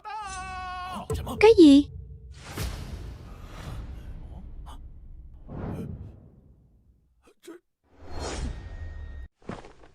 Sao hắn dám quay về? Không phải tể tướng đại nhân bảo hắn bỏ trốn rồi sao? Phò mã cái khỉ mốc, công chúa đi rồi thì làm quái gì còn phò mã? Phu nhân, ta về rồi đây. Vậy là tốt rồi. Phu nhân? Cái gì mà phu nhân? Lâm Động, ngươi bị mất trí rồi hả? Công chúa không có ở trên triều đâu. Chắc là công chúa đã đến phủ của Ayana, dương tử bên Bắc Tề rồi. Phải đó, công chúa đã xuất giá rồi. Cái danh phò mã của ngươi cũng hết hạn sử dụng rồi, còn không mau cút xuống đi. Trốn triều đình không phải cái chợ cho ngươi ra vào. Ai nói với mấy người? Là ta đang gọi công chúa là phu nhân thế, không phải công chúa. Trước đây ngươi cậy được công chúa chống lưng, nên mới ăn nói lung tung, làm càng làm bậy. Ây da, nhìn khắp cái triều đình này xem, ngoài nữ đế ra thì làm gì còn người phụ nữ nào khác. Đúng vậy, tên này, chẳng lẽ hắn tưởng bở mình là đế phu chắc? Đúng là trò cười cho thiên hạ. Bệ hạ tôn quý biết bao, sao có thể để mắt tới tên thôn phu quê mùa này chứ?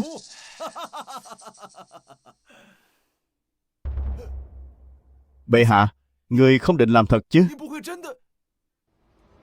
Không sai, trẫm đã quyết định rồi. Sắc phong Lâm Động làm đế phu. Từ hôm nay trở đi, Lâm Động chính là chủ nhân hậu cung Đại Hoa của ta. Phong danh hiệu Tiêu Giao Dương. Chuyện này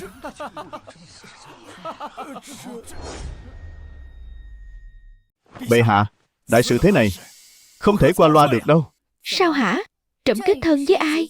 Còn cần các ngươi phê chuẩn hay sao? Cái Đại Hoa này rốt cuộc trẫm là hoàng đế hay các ngươi là hoàng đế? Bệ hạ, vị trí đế phu này là dưới một người trên vạn người. Thân thế, học thức, danh vọng đều phải là người được lòng thiên hạ mới xứng đáng. Tên Lâm Động này chẳng qua chỉ là một kẻ thôn phu quê mùa. Hắn làm sao mà xứng được chứ? Đúng vậy. Dựa vào đâu chứ? Kẻ này quá ngông cuồng, khó mà phục chúng. Dựa vào đâu à? Dựa vào việc ta đến thế giới này chỉ có một mục đích duy nhất. Vì trời đất mà lập tâm, vì sinh dân mà lập mệnh, vì thánh nhân xưa mà kế thừa tuyệt học, Vì muôn đời sau mà khai mở thái bình. Ta muốn Đại Hoa này, trẻ nhỏ được nuôi dưỡng, người già có nơi nương tựa, đêm ngủ không cần đóng cửa, của rơi ngoài đường không ai nhặt, không còn nỗi oan nào không được giải, không còn tội danh nào bị ép đặt. Bất kể là thường dân hay tiện dân, đều phải khiến họ nở nụ cười trên môi, tràn đầy hy vọng. Đại nguyện lớn lao nhường này, đúng là chưa từng nghe thấy bao giờ. Đây chẳng phải là lời của bậc thánh nhân sao? Hừ, nói mồm thì ai mà chẳng nói được, chẳng qua chỉ là khoác lác mà thôi. Tể tướng đại nhân, lời này người thường không thể nào thốt ra được đâu. Thần tự thấy hổ thẹn không bằng. Có đại nguyện lớn lao như vậy, thần tin rằng Tiêu Giao Dương chắc chắn sẽ là một vị vương gia vì nước vì dân. Thần cùng chúc Tiêu Giao Dương.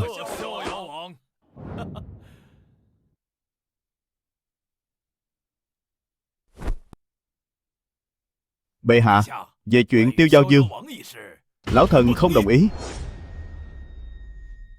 Tên Lâm Động này trước thì làm phò mã, giờ lại được phong Tiêu Giao Dương.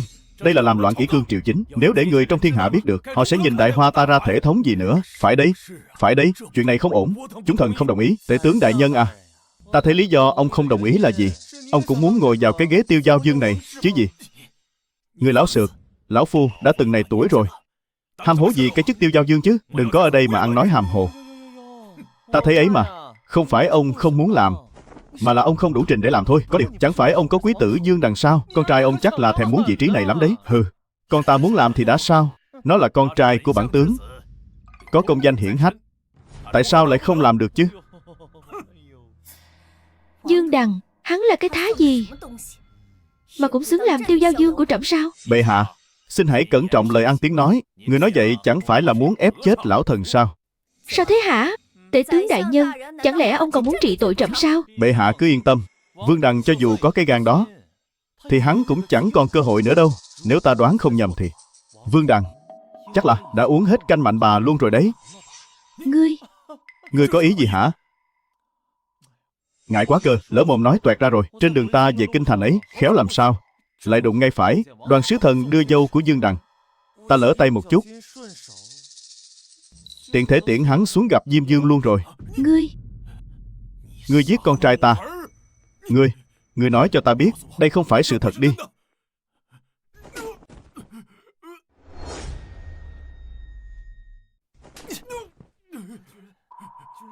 Dám đánh bản tướng sao? Con trai ông ta còn giết rồi, thì đánh ông có làm sao? Tức chết ta rồi. Kẻ giết người như thế này mà lại dám đứng trên đại điện trang nghiêm, ngông cuồng như vậy, Đại Hoa ta thành trò cười rồi sao? Lâm Động, ngươi thật sự giết Dương Đằng rồi sao? Không giấu gì bệ hạ, ta ra tay dứt khoát lắm. Bột một cái là hắn đi đời nhà ma ngay. Tể tướng, ông cứ yên tâm đi. Lúc con trai ông ra đi, thanh thản lắm, không đau đớn tí nào đâu. Ngươi, bệ hạ, tên cuồng đồ này dám ở trên đại điện Sỉ nhục lão thần như vậy sao? Lâm Động à, ngươi làm thế là không đúng đâu nhé. Sao ngươi lại giết người chứ? Luật pháp Đại Hoa ta đâu có cho phép làm như vậy. Bệ hạ nói chí phải. Cho nên ta đã chuẩn bị sẵn 200 lượng bạc để làm tiền bồi thường đây. 200 lượng bạc. Ngươi giết người đấy nhé. Bệ hạ, nếu kẻ này không chết thì luật pháp Đại Hoa ta còn ra thể thống gì nữa? Thiên lý ở đâu chứ? Thần muốn hắn phải chết, nhưng Dương Đằng đánh chết gia đình ngay giữa phố. Cuối cùng chẳng phải cũng yểm đi, rồi bồi thường 100 lượng bạc là xong sao? Ta đánh chết Dương Đằng cũng đền 100 lượng bạc. Hợp tình hợp lý quá còn gì. Tên gia đình kia chỉ là một kẻ nô tài thấp hèn mà thôi. Còn con trai Dương Đằng của ta là phò mã đương triều, thì Dương Đằng đương nhiên cũng là nô tài của hoàng thất rồi. 100 lượng vẫn chưa đủ sao? Bệ hạ, thiên lý ở đâu chứ? Thế tại sao lại là 200 lượng? 100 lượng thừa ra này là tiền bồi thường trả trước cho tể tướng đấy. Ngươi có ý gì? Cung tiễn tể tướng đại nhân lên đường. Trời ơi, giết người trên điện rồi, giết người rồi. Điên thật rồi. Tên tể tướng này thông đồng với địch, bán nước cầu dinh. Chết là đáng đời. Các vị, ta đã mang đến tuyệt thế thần binh đủ để chống lại Bắc Tề đây. Bệ hạ, thần Lâm Động xin lĩnh chiến. Đích thân cầm quân sang phản Bắc Tề, dương oai cho Đại Hoa ta. Không ngờ ngươi thực sự... Bệ hạ, cái xứ Bắc Tề đó tuổi tôn, không đáng lo. Ta phẩy tay cái là bay màu ngay. Phong, Lâm Động làm phiêu kỵ đại tướng quân, thống lĩnh 3 quân, nghênh chiến Bắc Tề. Tuân chỉ. Trẫm không ngờ ngươi thực sự mang được thần khí về sao? Đương nhiên rồi. Dù sao bệ hạ cũng đã hứa cho thần biết bao nhiêu là đồ ngon, còn chưa trả hết mà. Sao ta nỡ đi luôn được chứ? Ngươi giúp trẫm diệt trừ tể tướng, lại đoạt lại đại quyền, giờ còn thay Đại Hoa ta xuất chinh. Trẫm thật không biết phải cảm tạ ngươi thế nào.